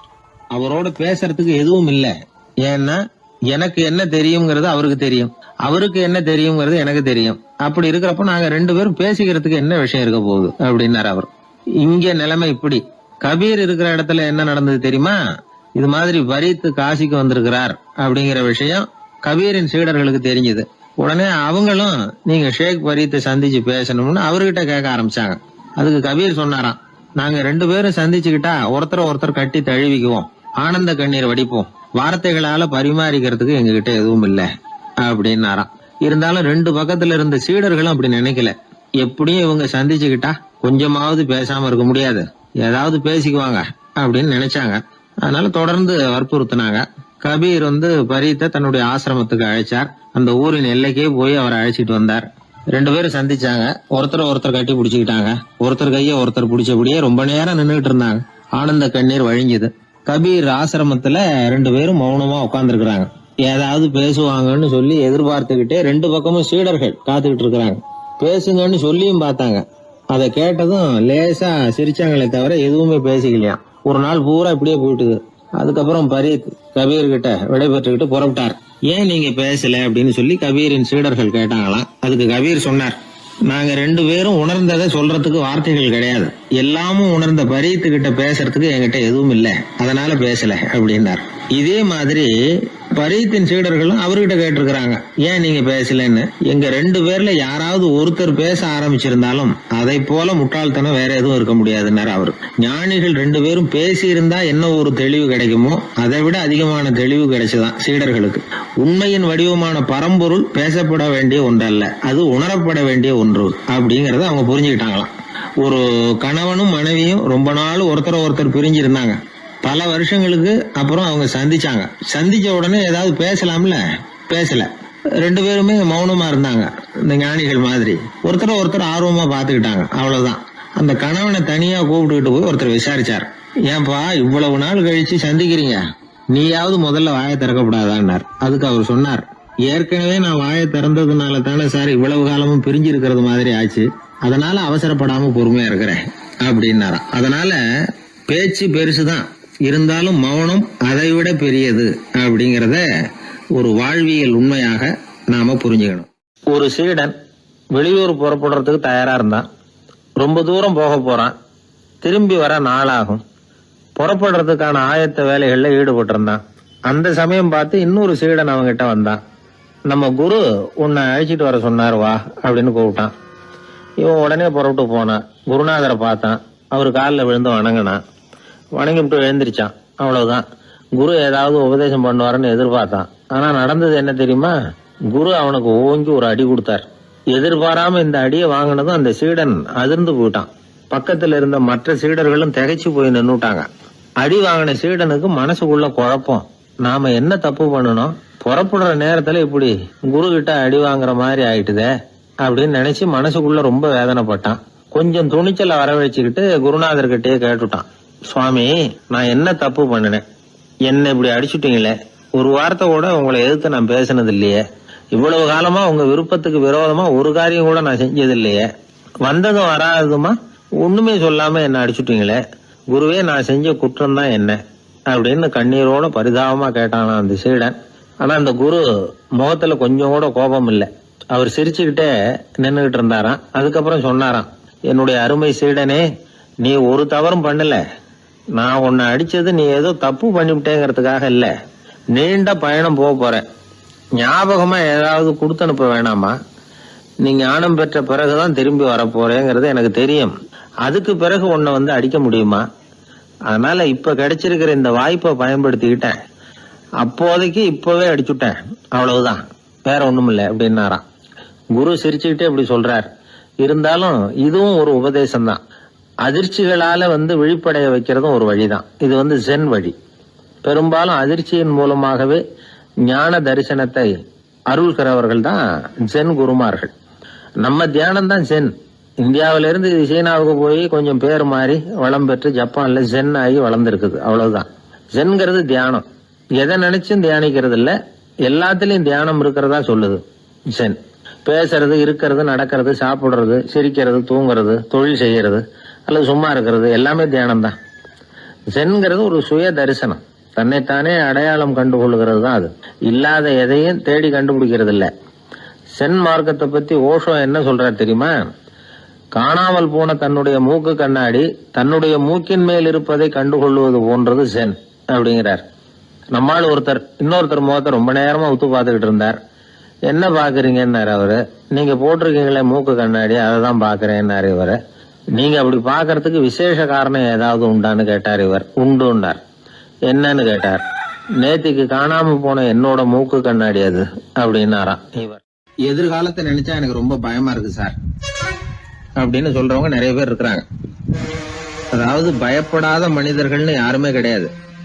ஒவ்வொருத்தருக்கும் ஒவ்வொரு விதமான பயம் இருந்தாலும் ஒட்டுமொத்தமா பாக்குறப்போ மனிதனுக்கு 6 விதமான பய உணர்வுகள் வரலாம் அப்படின்னு பெரியவங்க சொல்றாங்க. எல்லா விதமான பயமும் இந்த 6 வகைக்குள்ள அடக்கம். அந்த 6 வகை பயமும் 6 எதிரிகள் மாதிரியாம். 6 எதிரிகளையும் புரிஞ்சுக்கிட்டோம்னா போதும், வாழ்க்கையில சுலபமா வெற்றி அடைய முடியும். சரி, அந்த 6 வகை பயம் என்னென்ன அப்படின்னு பாப்போம். முதல்ல வறுமை பற்றிய பயம், 2வது பழிச்சொல் பற்றிய பயம், 3வது உடல் நலம் பாதிப்பு பற்றிய பயம், 4வது என்னன்னா காதல் தோல்வி, 5வது முதுமை, 6வது மரணம். அதாவது பயப்படுறதுங்கிறது ஒரு மனநிலை தான். இந்த மனநிலையை கட்டுப்படுத்த முடியும், திசை திருப்ப முடியும். சரி, இந்த பயங்களின் அறிகுறிகள் எப்படி இருக்கும்? வறுமை பற்றிய பயம் அப்படின்னு முதல்ல சொன்னோம் இல்லையா, அந்த பயத்தின் அறிகுறிகளை தெரிஞ்சுக்குவோம். எதுலேயும் அக்கறை இல்லாம இருக்கிறது, ஒரு குறிக்கோள் இல்லாம இருக்கிறது, வறுமையை சகிச்சுக்கிறது, வாழ்க்கையில கிடைக்கிறது எதுவா இருந்தாலும் ஆட்சேபனை இல்லாமல் ஏத்துக்கிறது, மனசாலும் உடம்பாலும் சோர்ந்து போயிருக்கிறது, ஆர்வம், முனைப்பு, கற்பனை திறன் எதுவுமே இல்லாம இருக்கிறது. இதெல்லாம் தான் அந்த வறுமை பற்றிய பயத்தின் அறிகுறிகள். அடுத்தது ஒண்ணு பார்த்தோமே, பழிச்சொல் பற்றிய பயம். அதாவது அடுத்தவங்க நம்மளை குறை சொல்லி விடுவாங்களோ அப்படிங்கிற பயம். இதுக்கு அறிகுறி என்ன தெரியுமா? புதியவர்களை சந்திக்கிறதுக்கு பயப்படுறது, முடிவு எடுக்க முடியாம குழம்புறது, பிரச்சனைகளை தவிர்க்க விரும்புறது, தாழ்வு மனப்பான்மை, வரவுக்கு மீறி செலவு செஞ்சு இமேஜை உயர்த்திக்கிறது, குறிக்கோள் இல்லாத வாழ்க்கை. இதெல்லாம் தான் அதுக்கு அறிகுறிகள். மூணாவது பயம், உடல் நலம் பாதிப்பு பற்றிய பயம். அதாவது நோய் பற்றிய பயம். ஒரு உண்மை என்ன தெரியுமா? டாக்டரை சந்திக்கிற மனிதர்கள்ல 75% பேர் தங்களுக்கு நோய் வந்துட்டுதுங்கிற கற்பனையில இருக்கிறவங்களாம். நிஜமாவே நோய் கிடையாது அவங்களுக்கு. இந்த பயத்தின் அறிகுறிகள் என்னன்னா, வியாதிக்கான அறிகுறிகள் தன்னிடம் இருக்கிறதாக நினைச்சுக்கிறது, எந்த நேரமும் வியாதியை பத்தியே பேசி பேசி மனசை அங்கேயே வச்சிருக்கிறது, நோய் சம்பந்தமான செய்திகளை படிச்சு நமக்கு இப்படி ஆயிடுமோ அப்படின்னு வேதனைப்படுறது. இதெல்லாம் தான் அதுக்கு அறிகுறிகள். நாலாவது பயம், காதல் தோல்வி. இது ரொம்ப வேதனை, உடம்பையும் மனசையும் சீரழிச்சு விடும். ஆண்களை விட பெண்கள் தான் இந்த பய உணர்வுல அதிகமா பாதிக்கப்படுறாங்க. அஞ்சாவது முதுமை பற்றிய பயம். ஆறாவது மரண பயம். வயசான காலத்துல எப்படி சமாளிக்கிறது அப்படிங்கிற பயம். ஆக இதையெல்லாம் நாம புரிஞ்சுக்க வேண்டியது ரொம்ப அவசியம். இந்த 6 வகை பயங்களை சரியா புரிஞ்சுக்கிட்டு நாம நடந்துக்கணும். வாழ்க்கையின் முன்னேற்றத்துக்கு இந்த பயங்கள் முட்டுக்கட்டே ஆயிடக்கூடாது. உழைச்சி பணம் சேர்க்கணும், உற்சாகமா மனசை வச்சுக்கணும். மனசை கட்டுப்படுத்துகிற மார்க்கம் தெரிஞ்சுக்கிட்டா போதும், எல்லாம் சரியா வந்துடும். நம்ம ஆள் ஒருத்தன் சொன்னான், சார் எனக்கு வறுமை பற்றிய பயம்தான் இருந்தது, ஒரே ராத்திரியில 30,000 ரூபாய் தயார் பண்ணிவிட்டேன், இப்ப எனக்கு இன்னொரு பயம் வந்துட்டுதுன்னா. என்ன பயம்னு கேட்டாங்க. போலீஸ் கண்டுபிடிச்சிருமோங்கிற பயம்னா. இது இந்த பயத்துல அடங்காது. அதனால அஞ்சி சாவார், அஞ்சாத பொருள் இல்லை அப்படின்னு பாரதி சொன்னார் இல்லையா, அது மாதிரி பயத்தை புரிந்து கொண்டு அதற்கு தகுந்த மாதிரி நம்முடைய வாழ்க்கையை அமைத்துக் கொள்ள வேண்டும். அப்படி அமைத்துக் கொள்ளுகிறவர்களுக்கு வெற்றி நிச்சயம். ஒரு ஊர்ல ஒரு குரு இருந்தார். ஒரு நாள் அவரை தேடிட்டு ஒருத்தன் வந்தான். உனக்கு என்ன வேணும்னு கேட்டார் குரு. எனக்கு ஞான தெளிவு வேணும், அதுக்கு உங்க உபதேசம் எனக்கு தேவைன்னா. உபதேசம் வேணும்னா அதை பெற்றுக்கொள்ளுகிற அளவுக்கு தகுதி உள்ளவனா உன்னை தயார்படுத்திக்கணுமேன்னார். அதுக்கு நான் என்ன செய்யணும் சொல்லுங்கன்னா, முதல்ல நீ செய்ய வேண்டியது என்னன்னா, உங்ககிட்ட இருக்கிற எல்லா கெட்ட குணங்களையும் விட்டுட்டு 1 வருஷம் கழிச்சு வா, அப்புறம் பார்க்கலான்னார். அவ்வளவுதானே, சரின்னு சொல்லிவிட்டு அவன் போயிட்டான். 1 வருஷம் கழிச்சு வந்தான். அவன் அங்க வந்து சேர்ந்த சமயத்துல அந்த ஆசிரமத்தின் மண் தரைய ஒரு வேலைக்காரன் பெருக்கி சுத்தம் பண்ணிட்டு இருக்கிறான். அந்த மண் தரையிலிருந்து எழுந்த புழுதி அதிகமா இருந்தது. அது காத்துல கலந்தது. சீடனையே மறைக்கிற அளவுக்கு ஆயிட்டுது. ஒரே புழுதி மயம். சீடனுக்கு கோபம் வந்துட்டுது. அந்த வேலைக்காரனை அடிக்கிறதுக்காக கைய வாங்கிட்டு போனான். அவன் ஓடி போய் குரு கிட்ட சொல்லிவிட்டான், குருவே, உங்க உத்தரவுப்படிதான் நான் தரையை சுத்தம் பண்ணேன், ஆனா அந்த ஆளு என்ன அடிக்க வர்றான் அப்படின்னா. குரு பார்த்தார், அந்த சீடனை கூப்பிட்டார். இத பாருப்பா, உன்னுடைய எண்ணங்கள்ல பாம்பு புகுந்துட்டுது, அதையெல்லாம் விரட்டி அடிச்சு விட்டு 1 வருஷம் கழிச்சு வா, அதுக்கப்புறம் பார்க்கலான்னுட்டார். சீடன் யோசனை பண்ணான், சரின்னு சொல்லிட்டு போயிட்டான். 1 வருஷம் கழிச்சு மறுபடியும் வந்தான். இப்போ அவன் வர்ற சமயத்துல அந்த வேலைக்காரன் என்ன பண்ணான் தெரியுமா? குரு கட்டளைப்படி தரையை பெருக்கினான். அப்புறம் அந்த புழுதியை எடுத்து வேணும்னே அந்த சீடன் மேல தூவனான். அவ்வளவுதான், சீடனுக்கு மகாகம் வந்துட்டுது. அந்த வேலைக்காரனை பிடிச்சி கண்ணாமண்ணான்னு திட்டிவிட்டான். வேலைக்காரன் குரு கிட்ட ஓடனான், ஐயா, அந்த ஆளு வாய்க்கு வந்தபடியெல்லாம் திட்டுறான் அப்படின்னா. குரு பார்த்தார், ஓ அப்படியா, அப்படின்னா இந்த தடவை பாம்புகள் கிடையாது, இப்போ அவன் இதயத்துக்குள்ள நுழைஞ்சிருக்கிறது நாய். அதை விரட்டி அடிச்சு விட்டு இன்னும் ஒரு வருஷம் கழிச்சு அவனை வர சொல், அப்புறம் பார்க்கலாம் அப்படின்னு சொல்லி அனுப்பி வச்சுட்டார். சீடன் திரும்பி போயிட்டான். 1 வருஷம் கழிச்சு மறுபடியும் வந்தான். இப்போ அவன் வர்றப்போ என்ன செய்யணுங்கிறத அந்த வேலைக்காரங்கிட்ட குரு ஏற்கனவே சொல்லி வச்சிருக்கிறார். அது பிரகாரமே அவன் பண்ணனான். அவன் என்ன செஞ்சான் தெரியுமா? கூட்டி பெருக்கின புழுதியை எல்லாம் ஒரு வாளி தண்ணியில போட்டு நல்லா கலக்கி அந்த சீடன் தலையில ஊத்தினான். இவ்வளவு செஞ்சும் இந்த தடவை அவனுக்கு கோபமே வரல. அதுக்கு பதிலா அவனை பார்த்து நன்றின்னா. எதுக்கு நன்றி தெரியுமா? எதையும் சகிச்சுக்கிட்டு அமைதியா இருக்கும் குணத்தை கற்றுக்கொள்வதற்கு உதவியா இருந்ததுக்காக அந்த வேலைக்காரனுக்கு நன்றி. இத கேள்விப்பட்ட உடனே அந்த குரு ஓடி வந்தார், இவனை கட்டி பிடிச்சுக்கிட்டார். இனிமே நான் உனக்கு உபதேசம் பண்ணலாம், அதுக்கான தகுதி உனக்கு வந்துட்டுதுன்னார். இதுல இருந்து என்ன தெரியுது? ஒருத்தர்கிட்ட உபதேசம் வாங்கணும்னா கூட அதுக்குன்னு ஒரு தகுதி நமக்கு தேவைப்படுது. சகிப்புத்தன்மை ஒவ்வொரு மனிதனுக்கும் தேவைதான். இந்த காலத்துல ஒரு குரு, அவரை தேடி ஒருத்தன் வந்தான். குரு அவனை நிமிர்ந்து பார்த்துட்டு சொன்னார், நீ முதல்ல சகிப்புத்தன்மைய வளர்த்துக்கிட்டு அதுக்கப்புறம் என்கிட்ட வாழ்னார். இவன் அவரை நிமிர்ந்து பார்த்துட்டு சொன்னான், குருவே, நான் உங்ககிட்ட வந்திருக்கிறதே சகிப்புத்தன்மைய வளர்த்துக்கிறதுக்காகத்தானே அப்படின்னு. ஒரு ஊர்ல ஒரு பெரியவர் இருந்தார். அவரு ஒரு கோடீஸ்வரர். நிறைய நல்ல காரியங்கள்லாம் செஞ்சுக்கிட்டு இருந்தார். அவரை தேடி நிறைய பேர் வருவாங்க. இவரும் தன்னால முடிஞ்ச உதவி அவங்களுக்கு செய்வார். ஒரு சமயம் 3 பிச்சைக்காரர்கள் இவரை தேடி வந்தாங்க. ஏதாவது பொருள் உதவி பெறலாம்னு நினைச்சு 3 பேரும் ஒரே நேரத்துல வரல, தனித்தனியா வந்தாங்க. முதல் பிச்சைக்காரன் காலையில வந்தான். இவர் முன்னாடி வந்து நின்னான். ஐயா, எனக்கு 5 ரூபா வேணும், தயவு பண்ணி கொடுங்க அப்படின்னு கேட்டான். இவன் இப்படி கேட்டதான் அவருக்கு கோவம் வந்துட்டுது. என்ன இது, நான் ஏதோ உங்ககிட்ட கடன் பட்டிருக்கிறது மாதிரியும் அதை திருப்பி கொடுன்னு கேட்கறது மாதிரியும் இருக்குது. இவ்வளவு அதிகாரத்தோட பிச்சை கேட்கிறேன், எவ்வளவு துணிச்சல் உனக்கு? உனக்கு 5 ரூபாயெல்லாம் தர முடியாது, இந்த 2 ரூபா எடுத்துட்டு ஓடு அப்படின்னு சொல்லி ஒரு 2 ரூபாயை தூக்கி எறிஞ்சார். அவன் அதை எடுத்துக்கிட்டு அங்கிருந்து போயிட்டான். அடுத்தபடியா மத்தியானமே ஒரு பிச்சைக்காரன் வந்தான். இவன் எப்படி கேட்டான் தெரியுமா? ஐயா, 10 நாளா ஒருவேளை உணவு கூட சாப்பிடல, தயவு பண்ணி எனக்கு உதவி பண்ணுங்கன்னா. உனக்கு எவ்வளவு வேணும்னு கேட்டார். நீங்களா பார்த்து எவ்வளவு கொடுத்தாலும் அது எனக்கு போதும்னா. இந்தா 10 ரூபா, இதை வச்சுக்கோ, ஏதாவது வாங்கி சாப்பிடுனார். அவன் அந்த 10 ரூபாய வாங்கிட்டு போயிட்டான். அதுக்கப்புறமா சாயந்தரமா 3வது பிச்சைக்காரன் வந்தான். இவன் கேட்ட விதம் எப்படி தெரியுமா? மகாராஜா, உங்களுடைய உயர்ந்த குணத்தை பத்தி நான் நிறைய கேள்விப்பட்டிருக்கிறேன், அதனால உங்களை பார்த்து தரிசனம் பண்ணிவிட்டு போகலாம்னு வந்தேன். அற வழியில வாழ்ந்து கொண்டிருக்கிற நீங்கள் தான் கண்கண்ட தெய்வம் அப்படின்னா. உடனே அந்த பெரியவர் என்ன சொன்னார் தெரியுமா? ஐயா, தயவு பண்ணி உட்காருங்க, நீங்க ரொம்ப களைச்சு போய் வந்திருக்கிறீங்க, முதல்ல சாப்பிடுங்க, மத்ததெல்லாம் அப்புறம் பார்க்கலாம்னு சொல்லி அவனை உட்கார வச்சு சாப்பாடு போட்டார். அவன் சாப்பிட்டு முடிச்சான். அதுக்கப்புறம் இவர் கேட்டார், இப்ப சொல்லுங்க, நான் என்ன பண்ணணும் உங்களுக்குன்னார். அந்த பிச்சைக்காரன் இந்த அன்புக்கு நெகிழ்ந்து, ஐயா, பசியோட வந்தேன், அறுசுவை விருந்தே படைச்சுட்டீங்க, அது போதும், எனக்கு வேற எதுவும் தேவையில்லை. நீங்க என் பேர்ல காட்டுற அன்பை நான் எப்பவும் மறக்க மாட்டேன், உங்களுக்கு எல்லாம் நல்லபடியா நடக்கும், உங்களுக்கு ஒரு குறையும் வராதுன்னா. இவனுடைய பரிவான இந்த வார்த்தைகள் அவர் மனசை தொட்டுது. அவன் பேர்ல இருந்த அன்பு பல மடங்கு அதிகமாச்சு. அதோட விளைவு என்ன தெரியுமா? இதோ பாருப்பா, இனிமே நீ வெளியில எங்கேயும் போக வேணாம், இங்கேயே இருந்துருன்னார். தன்னுடைய பங்களாவுக்கு பக்கத்திலேயே அந்த ஆளுக்கு ஒரு வீடும் கட்டி கொடுத்தார். கடைசி வரைக்கும் அந்த ஆளை தனக்கு பக்கத்திலேயே வச்சுக்கிட்டார். இந்த கதைய சுவாமி சிவானந்தர் சொல்லியிருக்கிறார். இறைவன் அந்த கோடீஸ்வரன் மாதிரியாம்.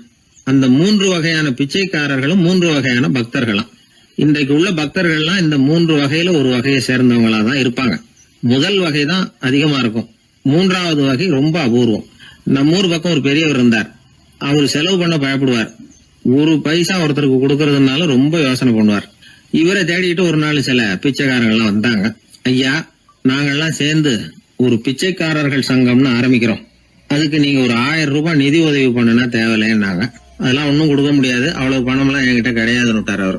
சரி, ஒரு 100 ரூபாயாவது கொடுங்களேன் அப்படின்னு கேட்டிருக்கிறாங்க. அதுவும் முடியாதுன்னார். இவங்க இன்னமும் இறங்கி வந்தாங்க. சரி, ஒரு 10 ரூபாயாவது கொடுங்க அப்படின்னு கேட்டு பார்த்தாங்க. அதெல்லாம் கிடையாதுன்னு ஒரே முடிவா சொல்றாரு அவர். கடைசியா ஒரு 10 காசாவது கொடுங்க சார், வாங்கிட்டு போறோம் அப்படின்னு கேட்டார் ஒருத்தர் இந்த கும்பல்ல இருந்து. அது கூட என்கிட்ட கிடையாதுன்னு ரொம்ப துல்லியமா சொல்லிவிட்டார் அந்த பெரிய மனிதர். அதாவது எதுவுமே கொடுக்க முடியாது, நீங்க போயிட்டு வாங்க விட்டார். அப்ப இந்த கும்பல்ல இருந்து ஒருத்தர் சொன்னார், சரி, நீங்க எதுவுமே தர முடியாதுங்கிறீங்க, அப்படின்னா ஒண்ணு செய்யுங்களேன்னாங்க. என்ன செய்யணும்னார். பேசாம நீங்களும் எங்க சங்கத்துல ஒரு மெம்பரா சேர்ந்துருங்க அப்படின்னாங்களாம். இப்படி இருக்கிற மனிதர்கள் அதிகம். அதனால இந்த 3 பிச்சைக்காரர்கள் அப்படிங்கிற இந்த கதையிலிருந்து நாம புரிந்து கொள்ள வேண்டியது, எப்படி பேசணும், எப்படி பக்தி செலுத்தணும், எப்படி இந்த உலகத்துல வாழணும் அப்படிங்கிற கருத்து பூராவும் இந்த அறவுரையிலிருந்து நாம புரிந்து கொள்ளலாம். மனுநீதி சோழன் வரலாறு நமக்கு தெரியும். அது மாதிரி நீதி தவறாத ஆட்சியாளர்கள் பல பேர் இருந்திருக்கிறாங்க இந்த உலகத்துல. ஹசரத் உமர் பின் கத்தாப் அப்படின்னு ஒருத்தர். இஸ்லாத்தின் 2வது கலீஃபா இவர். அவருடைய ஆட்சி காலத்துல நடந்த ஒரு நிகழ்ச்சி. இந்த மன்னருக்கு ஒரு மகன், அவர் பேரு அபு ஷஹ்மா. அந்த மிசர் நாட்டு கவர்னர் அமர் பின் ஆஸ், அந்த மன்னருடைய மகன் கவர்னர் அவர்களுடைய கவனிப்புல இருந்தார். அந்த சமயத்துல ஒரு நாள் அவர் மதுபானா இருந்தனார். கவர்னருக்கு தெரிஞ்சு போச்சு. அவருக்கு தர்ம சங்கடமா போட்டுது. தவறு செஞ்சது மன்னருடைய மகன். கவர்னர் யோசனை பண்ணார். அவர் மெதுவா தன்னுடைய வீட்டுக்கு அழைச்சிட்டு வந்தார். அதிகமா அவரை கஷ்டப்படுத்தாம ஒரு சின்ன தண்டனை கொடுத்து பிரச்சனையை தீர்த்துட்டார். ஏதோ பேருக்கு ஒரு தண்டனை, அவ்வளவுதான். இது நடந்து கொஞ்ச நாள் கழிச்சு மன்னருக்கு இந்த விஷயம் தெரிஞ்சு போச்சு. தன்னுடைய மகன்கிறதுனால கவர்னர் லேசான தண்டனையோட விட்டுட்டார் அப்படிங்கறத புரிஞ்சுக்கிட்டார். உடனே கவர்னருக்கு தகவல் அனுப்பினார். அமர் பின் ஆஸ் அவர்களே, என்னுடைய மகன் மதுபானம் அருந்தி இருக்கிறான். அது உங்களுக்கு தெரிஞ்ச உடனே தண்டனை கொடுத்திருக்கிறீங்க. கலீஃபாவின் மகன்கிற காரணத்தினால குறைவான தண்டனையை கொடுத்ததாக கேள்விப்படுறேன். இது ஷரியத்தின்படி மாபெரும் குற்றம். உங்களுடைய நடத்தையும் மன்னிக்க கூடியதல்ல. இந்த கடிதம் கண்ட உடனே மகன் அபு ஷஹ்மாவை மதீனாவுக்கு அனுப்பி வைக்க வேண்டியது அப்படின்னு கடிதம் எழுதினார். அதை பார்த்தார் கவர்னர். உடனே கலீஃபாவின் மகனை மதீனாவுக்கு அனுப்பி வச்சார். மன்னர் முன்னாடி நீதி விசாரணை நடக்குது. தன்னுடைய மகனுக்கு சவுக்கடி வழங்கும்படியா உத்தரவிடுறார் ஹசரத் உமர் பின் கத்தாப். தண்டனை நிறைவேற்றப்பட்டது. கூடியிருந்தவர்கள்லாம் ஐயா கொஞ்சம் கருணை காட்டுங்க அப்படின்னு சொல்லி மன்னர் கிட்ட வேண்டிக்கிட்டாங்களாம். இந்த வேண்டுகோளை மன்னர் ஏத்துக்கல. நீதியின் முன்னால் தந்தை மகன் அன்பு நேசம் உறவு இந்த முறைகளை எல்லாம் கவனிக்க முடியாது. குற்றம் செஞ்சவர் தண்டிக்கப்பட வேண்டியவர், அவர் யாரா இருந்தாலும் சரி அப்படின்னாராம். எல்லா ஆட்சியாளர்களுமே கவனிக்க வேண்டிய ஒரு செய்தி இது. அவர் ஒரு நாள் தன்னுடைய அரசாங்க கணக்கு வழக்குகளை பார்த்துட்டு இருக்கிறார். அந்த சமயத்துல அவரை பார்க்க ஒரு பெரிய மனிதர் வந்தார். இவர் தன்னுடைய சொந்த வேலை காரணமா வந்திருக்கிறார் அப்படிங்கறத அவர் புரிஞ்சுக்கிட்டார். உடனே அது வரைக்கும் எரிஞ்சுகிட்டு இருந்த விளக்க அணைச்சுட்டு இன்னொரு விளக்க ஏற்றி வச்சுக்கிட்டாராம். இந்த செயலுக்கு என்ன காரணம்னு கேட்டிருக்கிறார் வந்தவர். இதுக்கு அவரு சொன்னார், ஐயா நீங்க வந்த போது இங்க எரிஞ்சுகிட்டு இருந்தது அரசாங்க விளக்கு, இப்ப எரியறது சொந்த விளக்கு. சொந்த விஷயங்களை பேசுறப்போ அரசாங்க பணத்தை செலவு பண்ணக்கூடாது, அதனாலதான் விளக்க மாத்தினேன் அப்படின்னாராம். இப்படிலாம் பல பேர் இந்த உலகத்துல இருந்திருக்கிறாங்க. ஆனா இப்ப எல்லாம் பல பேர் அப்படி இருக்கிறது இல்ல. ஒருத்தர் அப்படிதான் அரசாங்க விஷயங்களை பார்த்துக்கிட்டு உட்கார்ந்து இருக்கிறார். அந்த சமயத்துல ஒரு பெரிய தொழில் அதிபர் அவரை பார்க்க வந்திருக்கிறார். இவரு சடார்னு எழுந்திருச்சு எரிஞ்சுகிட்டு இருந்த விளக்க அணைச்சுட்டார். எங்கும் ஒரே இருட்டு. ஏன் விளக்க அணைச்சுட்டீங்கன்னு கேட்டிருக்கிறார் வந்தவர். இங்க நடக்கிறது மத்தவங்க கண்ணுல பற்றக்கூடாது அப்படிங்கறதுக்காக தான் விளக்க அணைச்சேன். நீங்க கொண்டு வந்திருக்கிறத அப்படி ஒரு ஓரமா வச்சுட்டு போடுங்க, அதுக்கப்புறமா விளக்க போட்டு நான் எடுத்துக்கிறேன் அப்படின்னாராம் இவர். ஒரு சாலையில போக்குவரத்து நெரிசல். ஒருத்தர் அடிபட்டு கிடக்கிறார். கூட்டத்துல ஒருத்தர் கத்துறார். உடனே ஆம்புலன்ஸுக்கு போன் பண்ணுங்க அப்படின்னு ஒருத்தர் ஓடி போய் தகவல் கொடுக்கிறார். கொஞ்ச நேரத்துல ஆம்புலன்ஸ் வருது. அடிபட்டவரை கொண்டுட்டு போய் ஆஸ்பத்திரியில சேர்க்குது. அங்க அவசர வைத்தியம். அவர் பொழைச்சுக்கிறார். ஆம்புலன்ஸுங்கிற ஒரு வசதி இல்லைன்னா அவரை அவ்வளவு சீக்கிரத்துல ஆஸ்பத்திரிக்கு கொண்டுட்டு போக முடியுமா? ஆபத்துக்கு உதவுகிற நண்பர் மாதிரி இந்த ஆம்புலன்ஸ். அந்த காலத்துல போர்கள் அதிகம், அதுல அடிபடுறவங்களும் அதிகம். அடிபட்டு கிடக்கிற போர் வீரர்களை அவசரமா மருத்துவர்கிட்ட கொண்டுட்டு போகணும். எப்படி கொண்டுட்டு போறது? ஒரு கனமான துணிய தூளி மாதிரி கட்டுவாங்க. குழந்தைகளை தூங்க வைக்கிறதுக்காக துணியில தொட்டில் கட்டுறோம்ல, அது மாதிரி அந்த தூளியில அடிபட்டவங்களை படுக்க வைப்பாங்க. அப்படியே தூக்கிட்டு போவாங்க. அதுக்கப்புறம் தான் மருத்துவ சிகிச்சை. இதுதான் ஆரம்ப காலத்துல நடந்துகிட்டு இருந்தது. இதுல என்ன ஒரு சிரமம்னா, அவசரமா கொண்டுட்டு போய் சேர்க்க முடியாது. அதனால பாதி வழியிலேயே அவங்க போய் சேர்ந்துருவாங்க பல பேர். சரி, கொஞ்சம் சீக்கிரமா அவங்கள கொண்டுட்டு போறதுக்கு என்ன வழி அப்படின்னு யோசனை பண்ணாங்க. குதிரை மேல ஏத்தி கொண்டுட்டு போனா என்ன அப்படின்னு ஒரு யோசனை. அது மாதிரியே செஞ்சு பார்த்தாங்க. அது இன்னமும் ஆபத்தா போட்டுது. குதிரை ஓடுற வேகத்துக்கும் அது போடுற குலுக்கலுக்கும் அடிபட்டு கிடக்கிறவனால ஈடு கொடுக்க முடியுமா? அலுங்காம குலுங்காம கொண்டுட்டு போக வேண்டிய விஷயம் இல்லை இது. சரி, குதிரை முதுகுல அவனை கொண்டுட்டு போக வேணாம். குதிரை வண்டியில கொண்டுட்டு போனா என்ன? 4 சக்கரம் உள்ள ஒரு குதிரை வண்டியை தயார் பண்ண வேண்டியது. அதை ஆம்புலன்ஸா உபயோகப்படுத்த ஆரம்பிச்சாங்க. 1487 இது பழக்கத்துக்கு வந்துதான். இது கொஞ்சம் சௌரியமா தெரிஞ்சுது. அதனால 1792 வரைக்கும் இந்த முறைதான் நீடிச்சுதான். ஒரு பிரெஞ்சு மருத்துவர், அவரு பேர் பேரன் டொமினிக். அவர் என்ன பண்ணாருன்னா, குதிரை வண்டியில படுக்கை வசதியை ஏற்படுத்தினார். முதல் உதவி செய்யறதுக்கு தேவையானதையெல்லாம் அதுல வச்சார். எங்கேயாவது ஒருத்தர் காயம் போட்டிருக்காருன்னு தெரிஞ்சதுன்னா அங்கேயே போய் வேண்டிய உதவிகளை பண்ணார். தன்னார்வ தொண்டர்களையும் இந்த பணியில அவர் ஈடுபடுத்தினாராம். 1864 ஜெனீவா ஒப்பந்தம் ஏற்பட்டது இல்லையா, அப்பதான் ஆம்புலன்ஸ் சர்வீஸுக்கு மோட்டார் வாகனங்களையும் பயன்படுத்தலாம் அப்படின்னு முடிவு பண்ணிருக்கிறாங்க. அந்த சமயத்துல இன்னொரு விதமான ஆம்புலன்ஸ் சேவையும் நடந்துதான்.